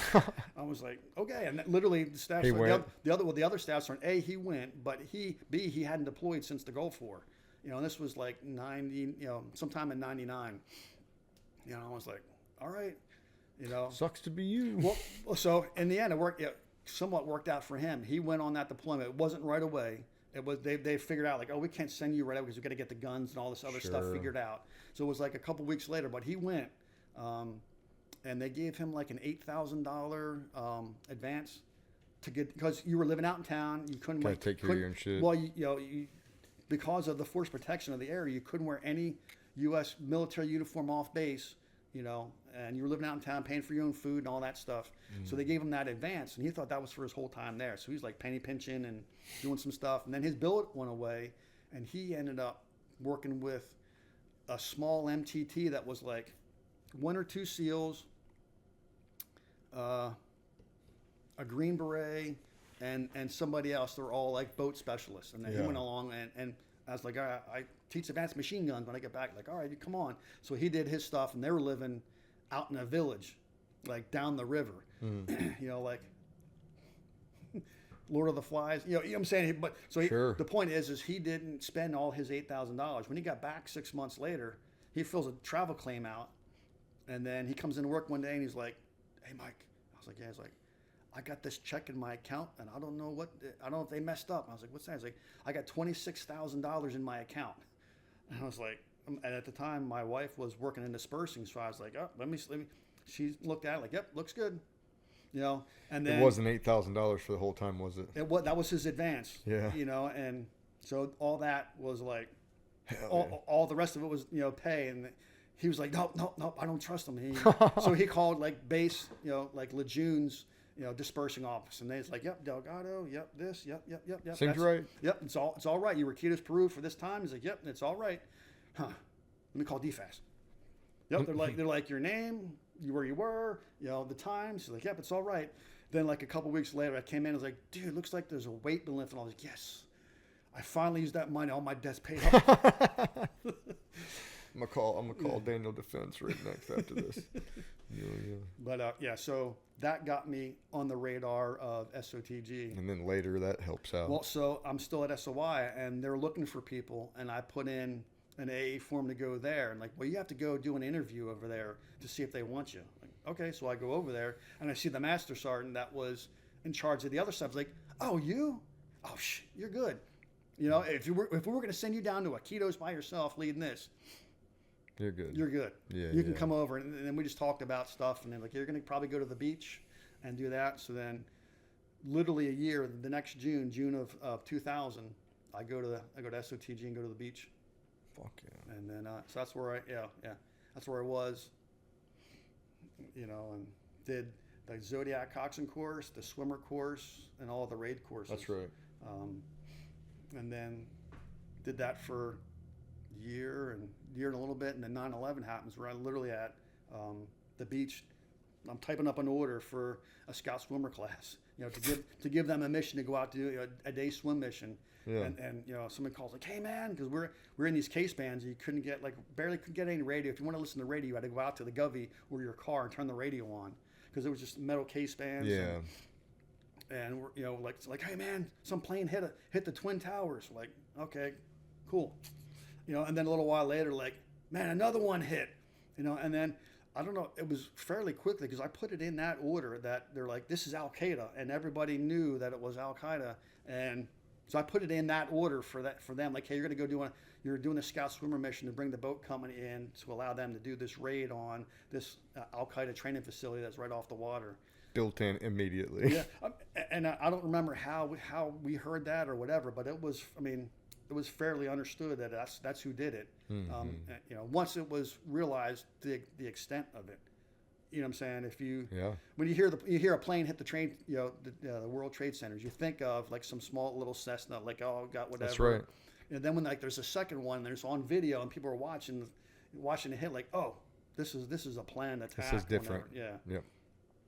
And yeah, then, it was wild. So we did the day mission. Still, none of us have seen any of the videos or anything. We're just getting calls over the phone, like, hey, this happened and this happened. And, you know, me and this other guy, Gunny Clark, who I was in Fast Company with and 2-8 with and now at SOTG with, and then I was going to be in 2-6 with him later on. He and I left. We issued the order for the night, let them get ready. We went to my house to have dinner, and we got to watch it all. Like, by then it was all compiled. So it was like 1800. It was like this one, and then, you know, a timestamp of a little bit later, this one, and then this, and then this, and then this. And it was like, it just, again, you know, it's, if you haven't seen it and you see it all compiled, it's mind blowing. Of like, oh my gosh, you know, it's incomprehensible. We went back and we're like, you are not going to believe when you see these videos. We can't do justice of what, because then, you know, the towers had collapsed and everything. People jumping. Mm-hmm. Yeah. And then we ended up doing the night mission, and then the next day coming into work, we're like, oh, it's going to be a little late because the gates are all backed up now because they're searching everybody and doing everything. And threat cons up. Yep. Mm-hmm. That's wild. And then shortly thereafter, I got pulled to special missions. Earlier, I had gone and helped out because they were one guy down during Truex, and I helped, you know, evaluating the teams that were out. So they always were trying to do stuff with the instructors in pairs. So I was just with the gunny and doing our stuff. And it's funny how things lay out, and people are like, "What the heck?" You know. So we're there, and I'm new to these guys. We're just talking about you know, stuff, and I'm talking about running and other stuff, and you know, and I could see the gunny's like, I don't know if he's just like pulling my leg on some stuff. And we're sitting, and we were up in Petersburg and Hopewell, Virginia. Okay. And we're sitting at this one spot, and I think it was like I can't remember which one, it was the second or third hit. And we're sitting in this parking lot, and we see police cars come racing past. Like, uh-oh. That sounds like they're stopping at our site. So we pulled out and came around, and they're like, yeah, we're aware that you guys are here, but a call of an armed guy walking down the street is not an unusual call for this area. So we weren't sure if it was you guys or if it was somebody calling about you guys or somebody calling about a real armed gunman coming around going to mess with you guys. Yeah. So we came there, and we all talked for a little bit, and then we're heading back to our cars. And as I'm getting ready to get in my car, this one cop stops, turns around, and is like, hey man, is your last name Carr? And I was like, to one of the police officers, and I was like, Decker? Holy, I haven't seen you. He was in 2-8 stay with me. Okay. And he went to the gym, and then we never saw him again because they found out he had cancer, and they flew him off the island, like, boom. He had beat the cancer and was now working for the local PD there on the SWAT team. So, he was that, and we talked for a little bit, and he's like, oh, man, this is great to see you. He's going to get in the car, and he's like, hey, do you still run like the wind? You know, I was like, yeah, I still do my running. He's like, oh shit, yeah, and he's all right. And he gets in and drives off. Validated your claim with the other Then guy. he's like, man, and we got in the car. He's like, dude, I thought you were telling me some shit, but I dude hadn't seen you in 10 years, and the first thing he says is, you still run like the wind. You must be fast. Yeah, You know, and I was like, I hated it. I hate running. But yes, we did that one. Another funny thing off of that event was we're sitting there, and they only had one team that was going to do a live fire shot, so they pulled the rest of us to block off. We knew that they were going to fly, could cause a casualty, and then have to land a 46 in this one parking lot. So we cleared it out. They brushed, used like brushes or whatever, blew the stuff off, so they wouldn't like send Blow all it up kinds all of over debris. everything. But then we also blocked off so no civilians could come in there. They blocked the road off. The DAP came around. They had to time it because they'd found out that the SIMRAD got washed out by like the red light. It was either the red light or the green light. I can't remember which one it was. So then it was like, I can't see my target. I can't see my target. I can't see my target. And then it was like, yellow, I can see it. Red, so I think it was red washed it out, and the green they were able to see it. Okay. So like, I can see my target. Yellow starting to get washed out. Red, I can't see it. So they had a time to hit for them to have the green light for them to shoot, so they could take out the sentry. So they had to do a couple cycles of that, timing that, and calling that in, and then they did their hit. But I'm sitting there at like a 7-Eleven or whatever it was, and I'm looking out, and the area where the hit's going is behind me, and we're sitting there, and everybody's looking over like, what's going on? And that RNS team, they were outside the cordon in the building. They take a shot, and you hear the snap over the head, hits the bullet trap. Hell yeah. And some lady was like, oh, self-preservation kicked in. She blew past me, ducking low. She ran into the 7-Eleven. And just as I'm sitting there thinking, like, I wonder how long it's going to take her to realize, and she ran past me, scooped up her kid, and then ran back in. Gunfire started going. She left her kid, like, oh, shoot, Johnny, I got to go get Johnny. Scooped her kid up. Oh, no. But, yeah. That's awesome. So that was because the raid section wasn't doing anything. That's why I was able to go up there to help them support there. Yeah. And then I went back shortly after 9/11 because one of their guys ended up getting orders to go to another unit. And they had a vacancy. They asked me if I want to go. Like, heck yeah. Okay. The beach or teaching over special missions. Heck yeah, I want to go there. So I ended up going to special missions after that scout swimmer course, on 9/11. And we went to, I think it was Macon, Georgia, and for the Truex down there. And that was interesting. Yeah. It was just because it was shortly after 9/11, and I guess I was always clued into the bigger picture I talked about at the in-house sniper school that 2-8 did, and how it was always the battalion tactics and how you fit into the bigger picture, and I always did a lot of reading about what other units do and whatnot. And we're getting ready to go, and guys were mad because it was literally the night after the Rangers jumped into like Rhino or whatever it was, and they'd like, oh, that's BS. That should have been a force doing that. I'm like, what?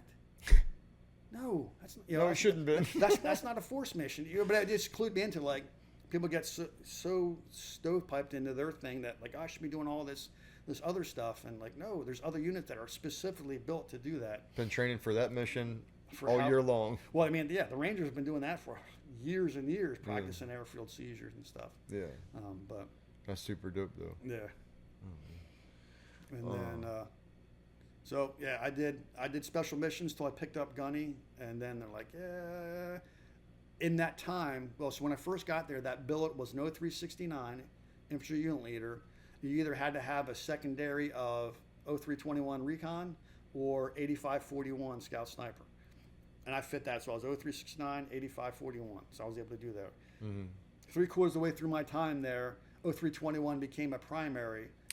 From private to master guns, so that billet became an 0321 billet. And they're like, oh, you got to go to ARS, And I was like, I just picked up Gunny. I'm not going to ARS. Are you going back to the beach? Okay, I'm going back to the beach. I went back to the beach, and by then, this was like, so I went back. I picked up August 1st. I picked up 2002. I picked up Gunny, and then moved. I think that RNS course ended in like early October, and I went back to the beach, towards the end of the year. After the RNF's course was over, and then that MEU ended up getting disbanded. We were getting ready to go down to Cape Canaveral. That was another crazy thing. Before I showed up in June of 2000. January of 2000, they did a scout swimmer course, and it really was a Zodiac coxswain course that they were doing, and they were like, oh, we got to get these surf passages done. There was something else that caused them to not train, so they had to train on a Saturday, and they were doing surf passages, and it was snowing. Oh, like, shit. this is the dumbest thing, and I'm like, but we got to do it. We got to get out there and do it. So from that, they sent a gunny down to Gunny Diaz, who was a recon guy, went through the Q course portion of the engineer for like the demo and all that stuff. Sure. Ranger school guy, jump dive, knew the guys down in Florida at the Army's combat dive school. So we got them down to Florida for the swimmer course. Like, we got to do something better. We can't teach these guys where they're just internalizing themselves, and cocooning, and they're not learning. So like, that's for them to do later on. If they come back, at least they get the course done here at, wherever it's warmer, they can learn it, and then they have to apply it in the elements up there. Yeah. So we had gone through one Cape Canaveral trip where we took the swimmer course and the coxswain course all down to Cape Canaveral, and we condensed it from 4 weeks swimmer course or 4 week Zodiac coxswain course and 2 week swimmer course to, it was like 5 weeks for both courses. Totally. And so we had done that once before. We were getting ready to go back to like going down to Cape Canaveral in January. We're getting the quad con set up and all that stuff. You take all the stuff down there, and as we're doing that, we're like, all right, we did a couple classes, and then we went back and Christmas and came back, and I was like, where's everybody at? Like, yeah, they disbanded the MEU. Everybody's going to go to Iraq, and they're going to invade Iraq. And then we're like, all right, so sweet. I guess we're not going down to Florida. Let's cancel all that stuff. And then while there's nothing else going on, me and Gunny Clark went to fire support and MAGTF operations course up at Little Creek, and we did that, which I think helped me out later on doing the battalion gunner thing as well. For sure. Yeah. Oh, yeah. What do you think? Did you have any other big explosions, either in country or in training, following that?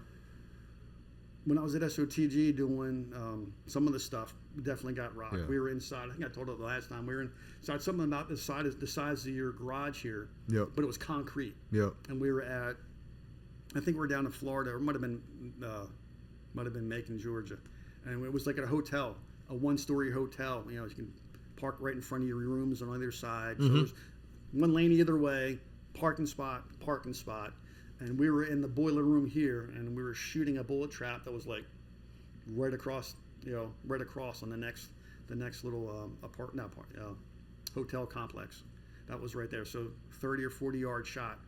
But we're like, how do we break the internal glass? Yeah. So we're like, we should have checked it. We ended up doing some experimentation back at SOTG, after that. But we'd put it like a flashbang.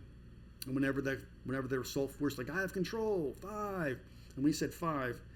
The one guy, Bill, he pops it, and it's taped to the corner of the. Actually, I think he taped it in the middle, just to make sure that the glass was gone. He's like, this you don't see this. This is a trainingism or whatever.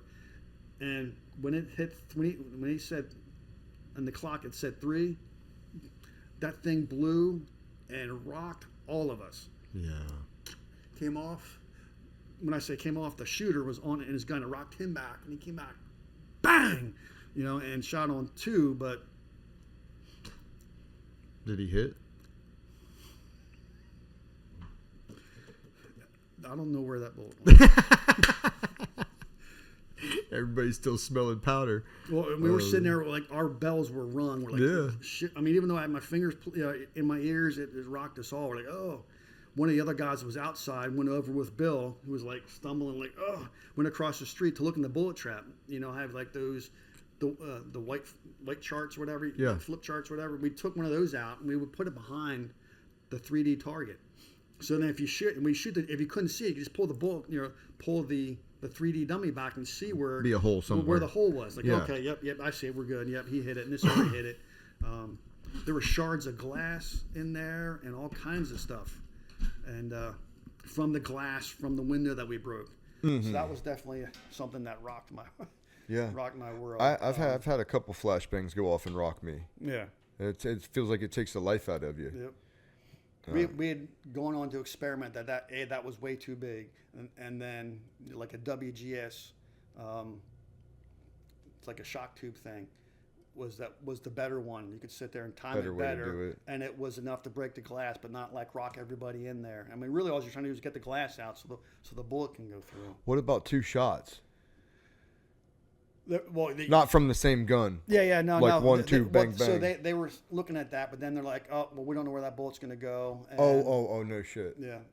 But in a live scenario, even though, still you need to know where that bullet's going if you're not in combat zone.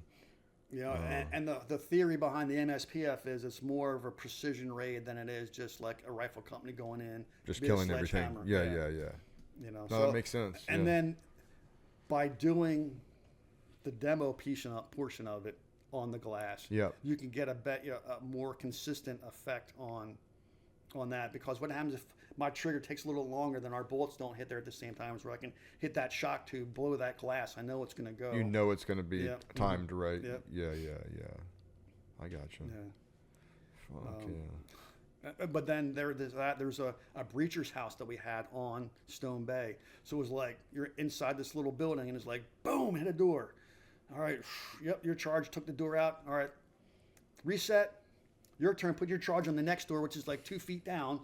Boom, and hit that, and then do it again. And then I think we just didn't know what we didn't know, huh? Yeah, we definitely did not. Yeah, we were just fucking ourselves up. Mm-hmm. Yeah.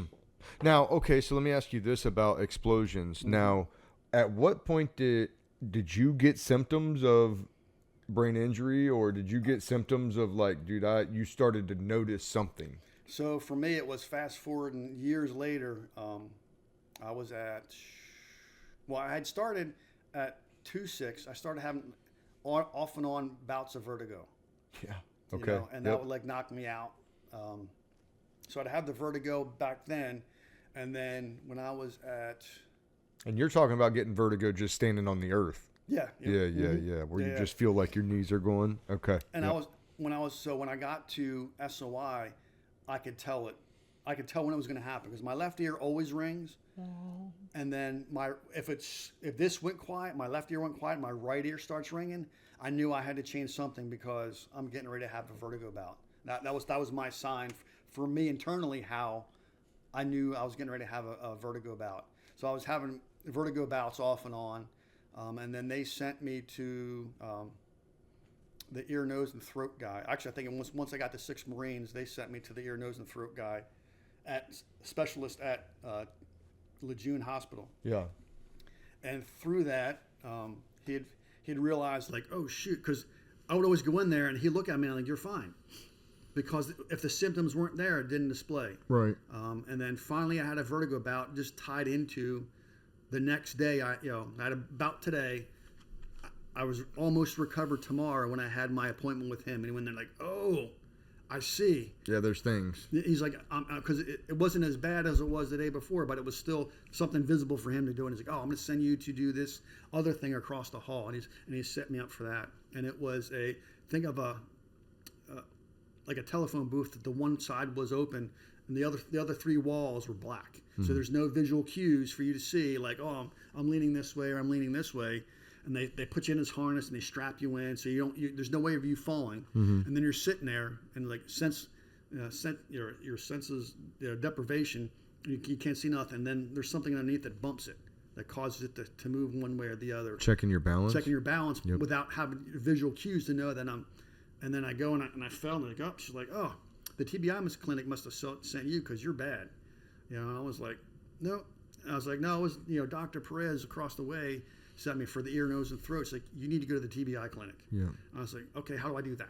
And then she's like, hey, you need to have your BAS doctor, put it in, saying, hey, he needs to get evaluated, and that's all he needs to do. And I was like, okay. I went back and told him, and then they sent me to the TBI clinic, and then that's when they're like, oh. Did you do the whole 16-week program with Johnson, or with whoever was in charge then? I don't know. I couldn't tell you how many weeks, but I did their whole protocol. Like several, all the 5 different pillars or whatever. Yep. And I'll go into some, and some of them were like, yep, you're good. And the other ones, like, yeah, you're not so, you're not so good. We're going to do our protocol and see if we can help you out. So like there's certain stuff that they said yes, and other ones. I went in there, and they're like, okay, so what was the date of your event? I was like, what do you mean? Like, which one? Well, because I was like, what do you mean? They're like, well, we normally everybody comes in here, it's like they're blown up overseas or something. I was like, well, I wasn't blown up overseas, but I did, when I was a squad leader school instructor, we stood next to 25 or 30 rocket shots in a day, and we did that 4 times a year. And I'm like, okay, so what's the big deal? I was like, that's how many you're supposed to stay next to in a day. And they're like, oh, okay. And then they're like, oh, this is different, but still TBI. And then so I was like the first one. This was like 2012 or 13. It was the first one there that they ever had that wasn't from an IED strike. And then a little after I did my whole thing, they went to SOI and then started evaluating the rockets. And like, oh, the rocket gunner, for whatever reason, can take more shots because the way the rocket's set up and it's blocking and protecting your head. That's right. But everybody else around them needs to take less. And now you're down to like 2 shots, and you need to get leave the exposure area. Yep. But that was all started when I went there. I went through the protocol and did all my stuff, and I still don't understand how. So one of them was, you probably remember, it's like, hey, practicing your balance stuff. And I went in there, and the lady evaluated me, and she's looking at me like, oh my God. If you don't do something now, you're not going to be able to stand up in like 10 years. And I was like, oh, shit, okay. It's like, here's this sheet of paper you can do, or you can come in like twice a week and we can run you through whatever. And I was like, therapy, yeah. I'm going to come in and do that because I know me. The first week I'll be hot and heavy. The second week I'll miss 1 or 2. Then the third week I'm like, oh, where was that paper at again? And then, but if I come in, it's forcing me to come in and do this appointment. Yeah. So that did, a couple things. It kept me coming in and progressing, doing different stuff that they had. But when I was back in my unit, I'd be like, hey, usually if I go to like the range control, I'm like, yeah, I got an appointment, I'll be back. But if I was going to the TBI clinic, I specifically said, I'm going to the TBI clinic and I'll be back. And then from that, I had guys offline like, hey man, like Kevin Gonzalez, like, hey man, what's this whole thing with the TBI clinic? You know what I'm saying? Started to get a little bit of knowledge pushed out. And that, like, oh, if the regimental gunners go onto this, it's okay for me to go to this. Yeah, if I'm having an issue.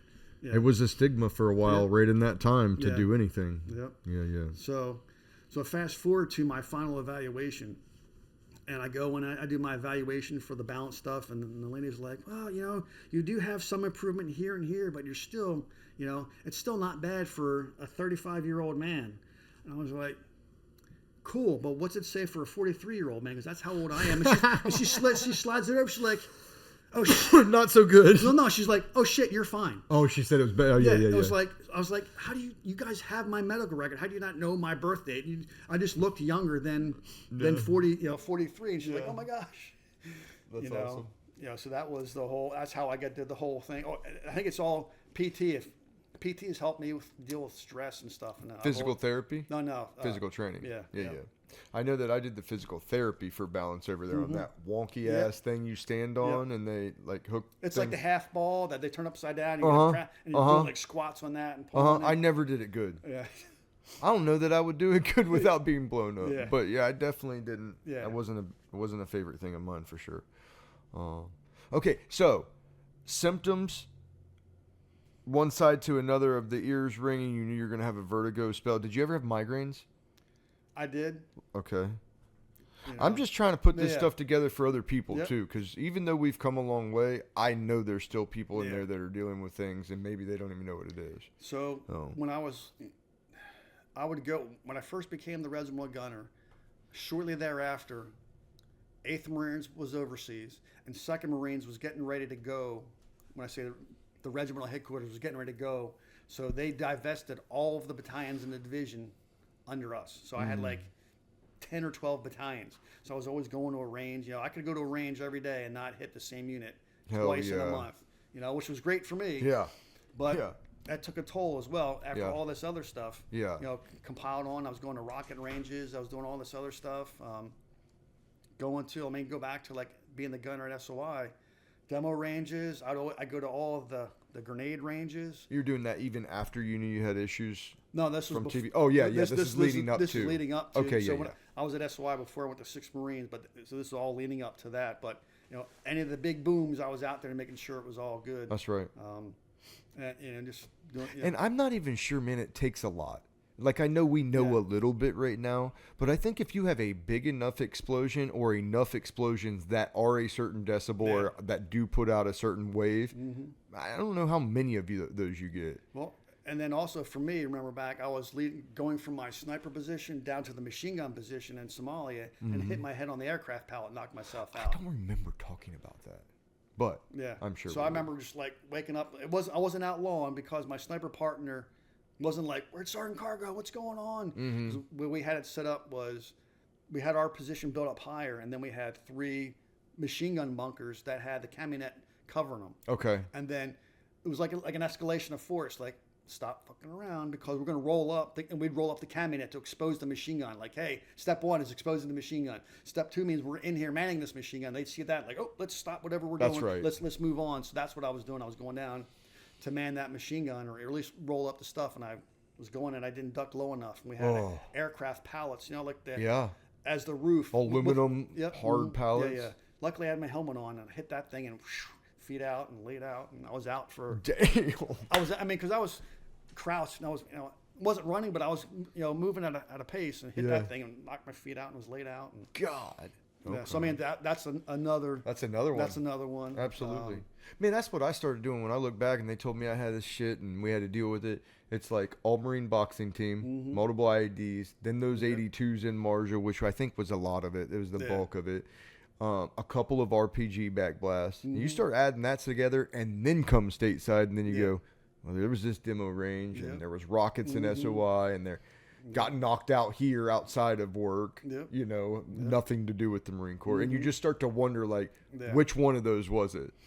Because whichever one it was, every one of them after that just compounded that injury. So I've also learned that now they're realizing snipers, machine gunners, and mortarmen were some of the ones that exposed the most. Snipers, because you're sitting there and the higher caliber right next to your head going off, and they're, when I say not me, is people that are doing studies and doing TBI stuff, that makes sense. PhD level, that they're finding those guys specifically have more TBI.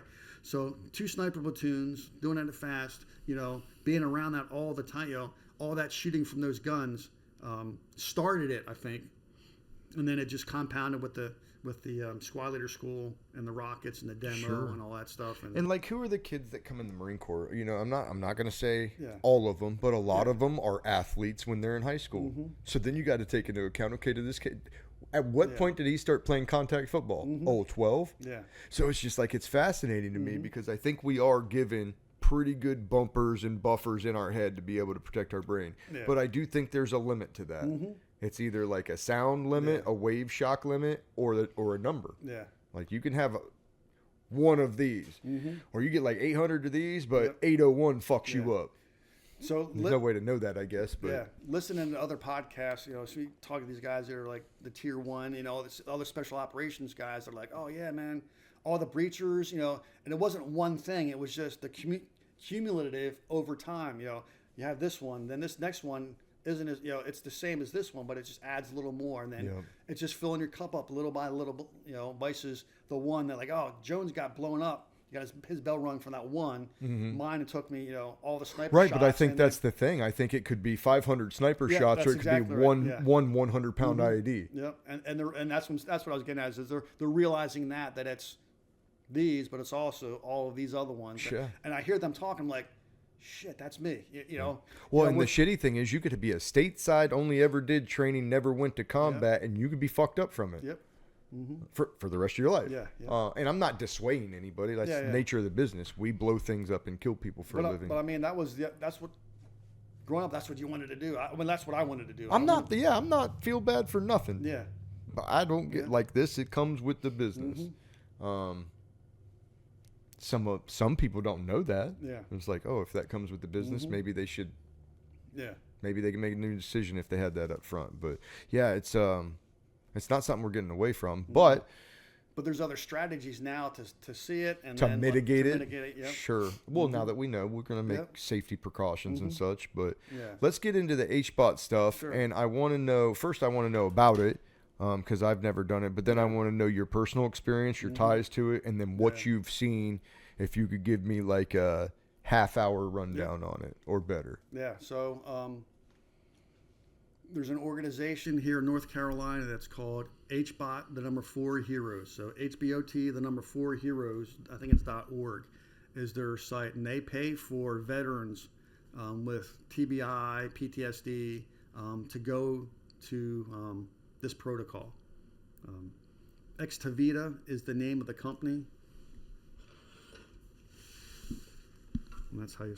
Extavita is like the provider, and HBOT for Heroes is the ones that's paying for veterans. So others go to Extavita to do dives and some of this other stuff. But HBOT for Heroes is the one that pays for veterans. So I saw somebody else post about it. Locally, a guy up in Maysville, and I asked him how he's doing. He's like, "Oh, I'm on like my 6th or 7th dive, and it's going good." I was like, "Okay, was it hard to get?" And he's like, "No, I just filled this thing out, go to this site and fill it out." And I did the same thing, and I didn't hear nothing back. And it was like a couple weeks later, and I was like, "Huh, well, let me see if I just somehow put the wrong email address in." Yeah. And I put a different email address in. I got a response back immediately, and I was like, "Oh. User error, not them." So I put the wrong address in the first time, I think, and again didn't get a reply. Check. So then a couple of days later, they called me and asked me about my stuff, and I was like, "Yep, TBI, PTSD, yada yada," and just asked some qualifying questions. And they're like, "All right, we got you on the list." And then a couple months later, they called. And in the interim, I had heard that they're building one locally. Oh, okay. And initially they're talking about, I know I still might be in the progress of it, but it was like in Carteret County on 58, like Pelletier or something, somewhere in that stretch. Might have been Stella or whatever. Yeah.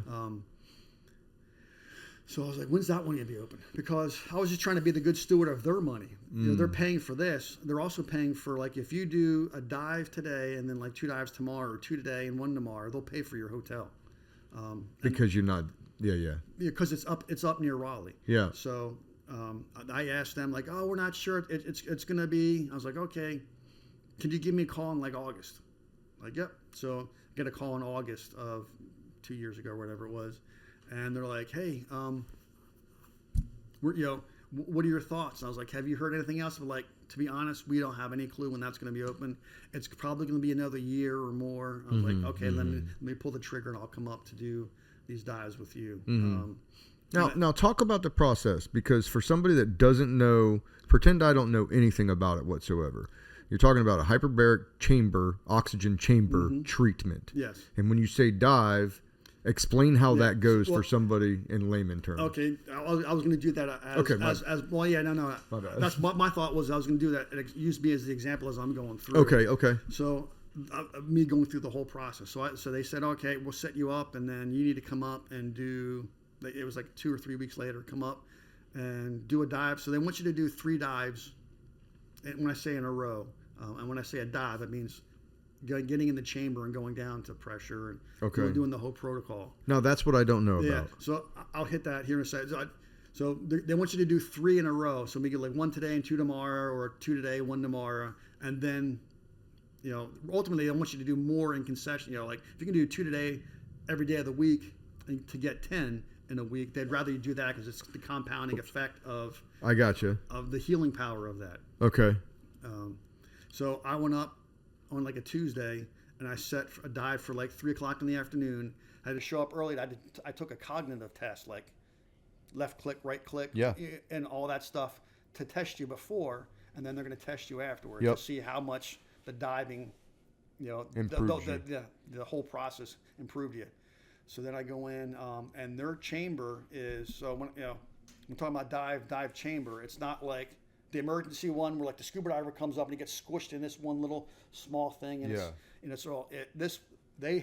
like, think of a small plane, with like first class seats on the left and first class seats on the right, and there's an aisle up the center. You go in there, and each seat has his own oxygen stuff. There's a hood or a mask that you wear. There's a that's straight O2. It's medical grade oxygen. Okay. And so you go in. Each seat has its own tablet, so you can sit there and either read or watch a movie or whatever. You can sign in to Netflix, to occupy it. So once you get in and they're locked in, you're going down to. They went down to like 2 atmospheres, so like 33 feet depth. And then once you're down at depth, then they either put the helmet on or the mask to breathe the pure oxygen. Now, when I say it's like 20 minutes of medical grade oxygen, 20 minutes of oxygen from, just outside that's scrubbed through their filters, and then 20 minutes of the medical grade oxygen, and then they slowly bring you back up. So it's an hour a dive? It's an hour. So to get down and back up, I think it's a total of like an hour and 20 or hour and 25 minutes, depending on how, as they're going down, people are clearing. And then if somebody has trouble clearing, they'll stop at that level, let them try to clear and whatever not. Is this literally like a big tank? It is. And they're pressurizing that. Okay, so dive, I was thinking, are they like, okay. So I guess even when you, like divers call that a dive, and that's where they come up with that term. But I got you. Okay. As you do the dives, the first dive, this is where I want to check my stats to make sure I'm saying it right.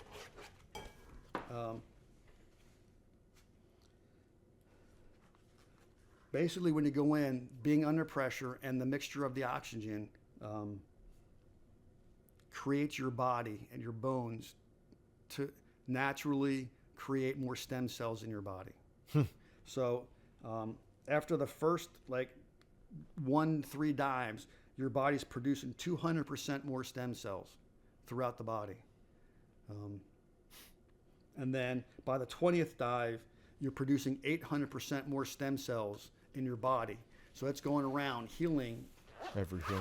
So, and that's when, like, I talk to other guys like, hey, don't expect what happened to me or how it helped me to how it's going to help you. And I can give you an example here after we get done going through the. Mm-hmm. So it's going through healing what you need to be healed, is the point. They use it for a variety of stuff. There's one of the guys that's big in the HBOT, HBOT for Heroes. His son has I don't even want to say, I don't remember what he has, but he's like in a wheelchair and has issues.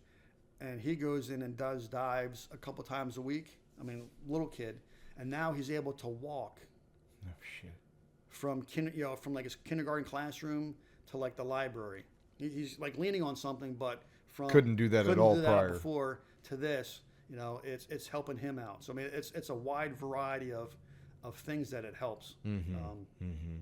Now, what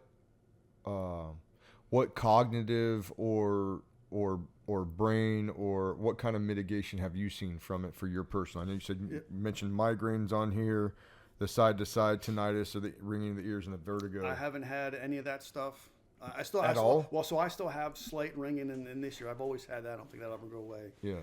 So no vertigo? Nope, no vertigo. After my third dive, it was 1600 on a Wednesday in Raleigh, Durham, and I left to head back here. Mm-hmm. And that traffic didn't bother me at all. Nothing. Usually I'm like, yeah, zipping in and zipping out. Yeah. It was like whatever. The weight was lifted off. I'm like, whatever. It's, so that was the biggest thing for me. Do people talk about it helping with like PTS symptoms as far as their anxiety and things of that nature? So my neighbor is, or he was, huge anxiety to the point where like he wouldn't, he would go to, local stuff, but never wanted to go out, and I brought it up to him once.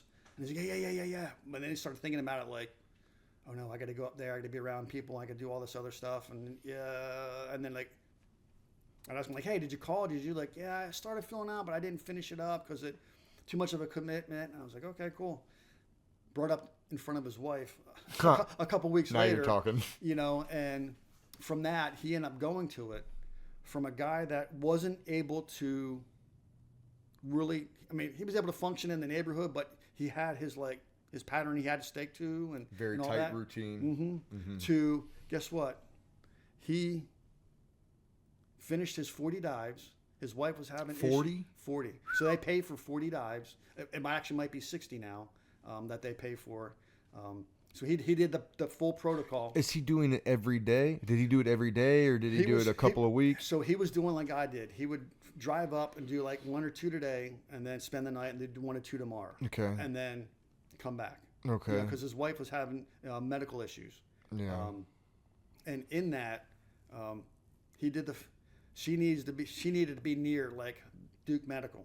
She needed to be up within 30 minutes for the medical procedure that they needed for her. Yeah. 2 weeks after he finished his 40th dive, his house was up for sale. He's like, I'm done. I need to go. And he's like halfway. He's like, I didn't know what. And he's like, halfway through, it just went away. And he's like, oh my God, it's like night and day. It was like he came out of a dive, went to bed, got up the next day, and it was like a switch was flipped, and like, oh, it's all gone. That's awesome. And you say he pulled up, sold his house. Like, is that what he wanted to do, or is that what he needed to do and just hadn't been doing? And he was just the anxiety of all of that, and moving to a big city, and all of that was part of it. Yeah. And he just like pulled the trigger and was gone and rolled, so it was like night and day. And he even talked to his, I lived across the street. His neighbor's like, dude, like talking to him was like night and day. Like a different person. I've talked to guys after Ibogaine. I've talked to guys after DMT or Peruvian ayahuasca. Yeah. They're different people when they come back from these journeys, or in this case, that's not a psychedelic, but that's a treatment that is boosting, you're saying, stem cells, and he's probably in that 800% range after 40. Yep. After 40 dives, it's probably a different person. Yep. Yeah. No, that's great. The other thing is, what about for you though? Did you feel it like a light switch? Did it take 40 dives? Did it take 20? It took me 3. Those 3 after dives. 3, you were bought in.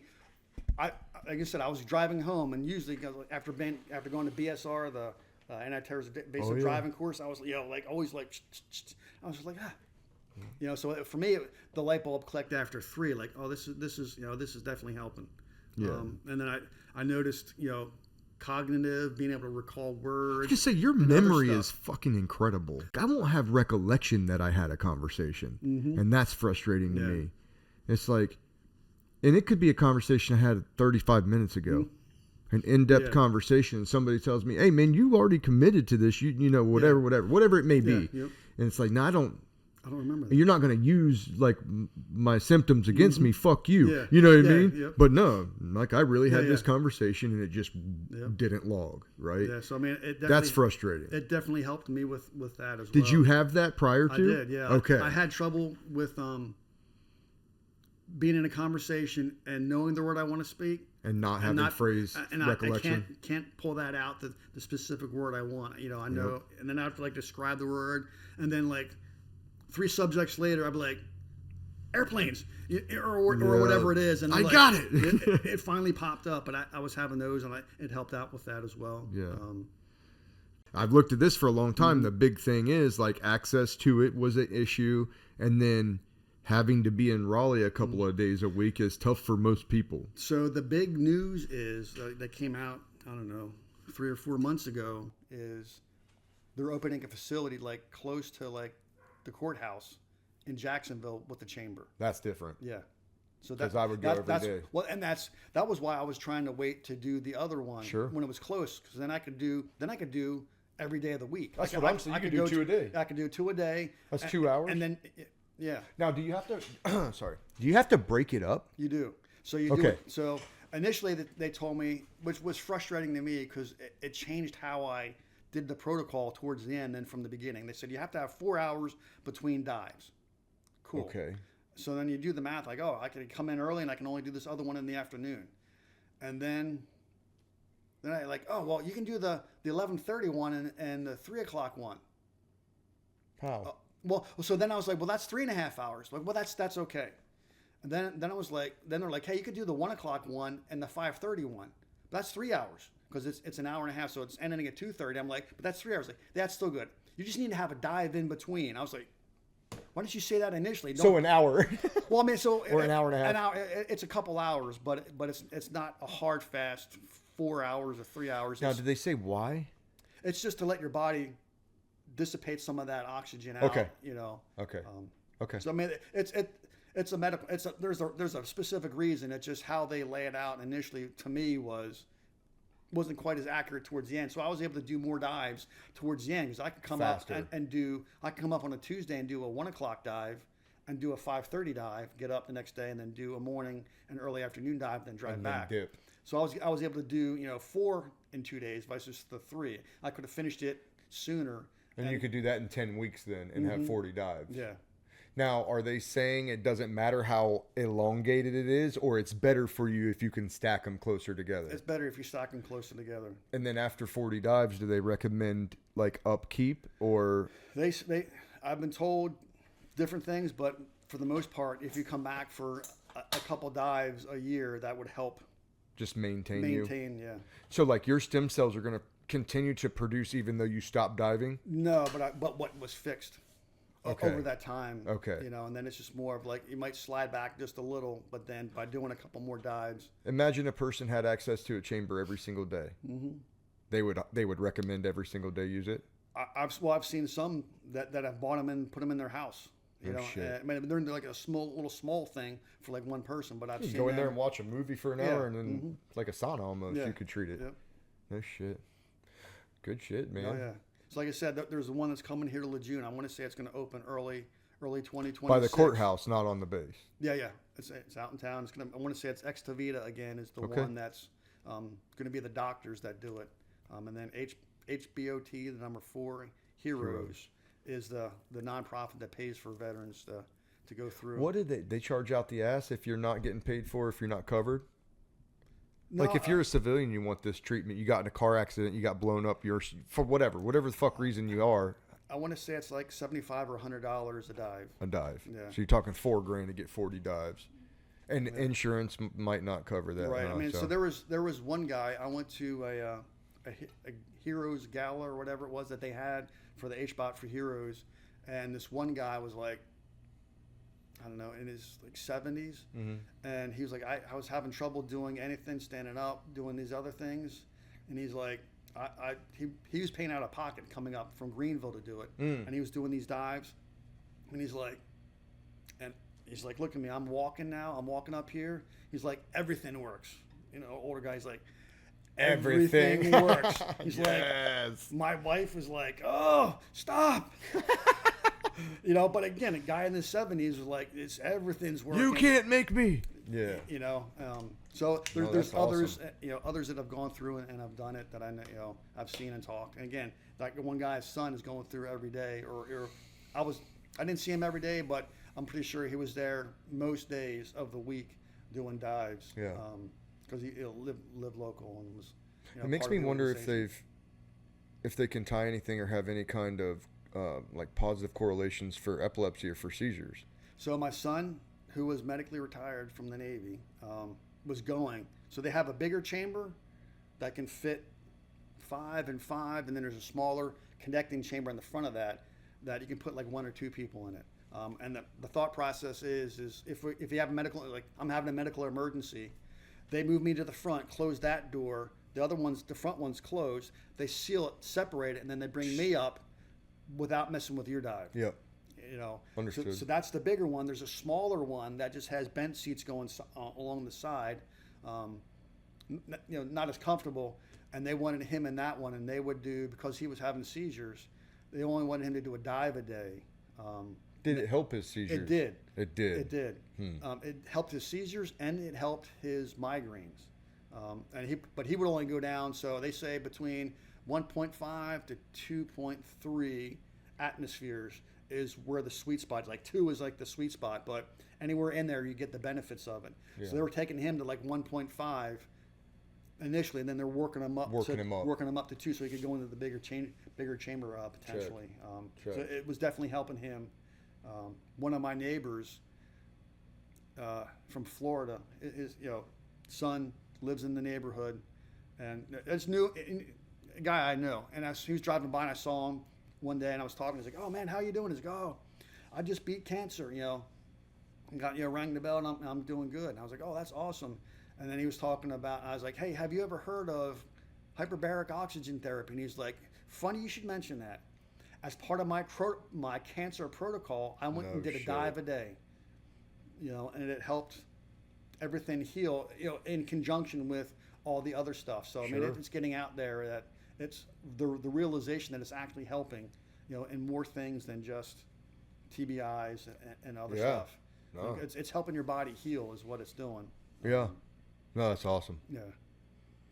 Awesome. What are we at? 2 hours, 6 minutes. Oh, damn. We smash you together. We've got people are going to know you better than you know you. Yeah. Before we keep going here. If you had a piece of advice for transitioning veterans right now, or veterans that are foggy still, what would you tell them? Well, after transition, I would say have a plan. And that was like when I was in, and whether I was, senior enlisted or became a gunner. The guy did 4 years, and especially at that point, we're at war. Why is the first sergeant going to get mad at you because you don't want to do any more of this? You did a war, and and you're moving on. I was like, I just want you to have a plan, not just my buddies, friends, cousins, sisters, aunts, whatever is going to get me a job. I was like, are you sure? That's your, what I'm saying? Come up with a solid plan before you set yourself up for success. Exactly. And then if you have brain fog, see if you can search out. I want to say my thing said 26 states are looking at the model that North Carolina has, because initially there was a grant that was given to HBOT for Heroes, and then to start their nonprofit, and they're kind of like piggybacking on to help veterans. And 25 or 26 other states are looking at it now as the model that they're going through. Tennessee was one of the ones that they were looking at doing. I want to say Texas was another one that they're looking at doing.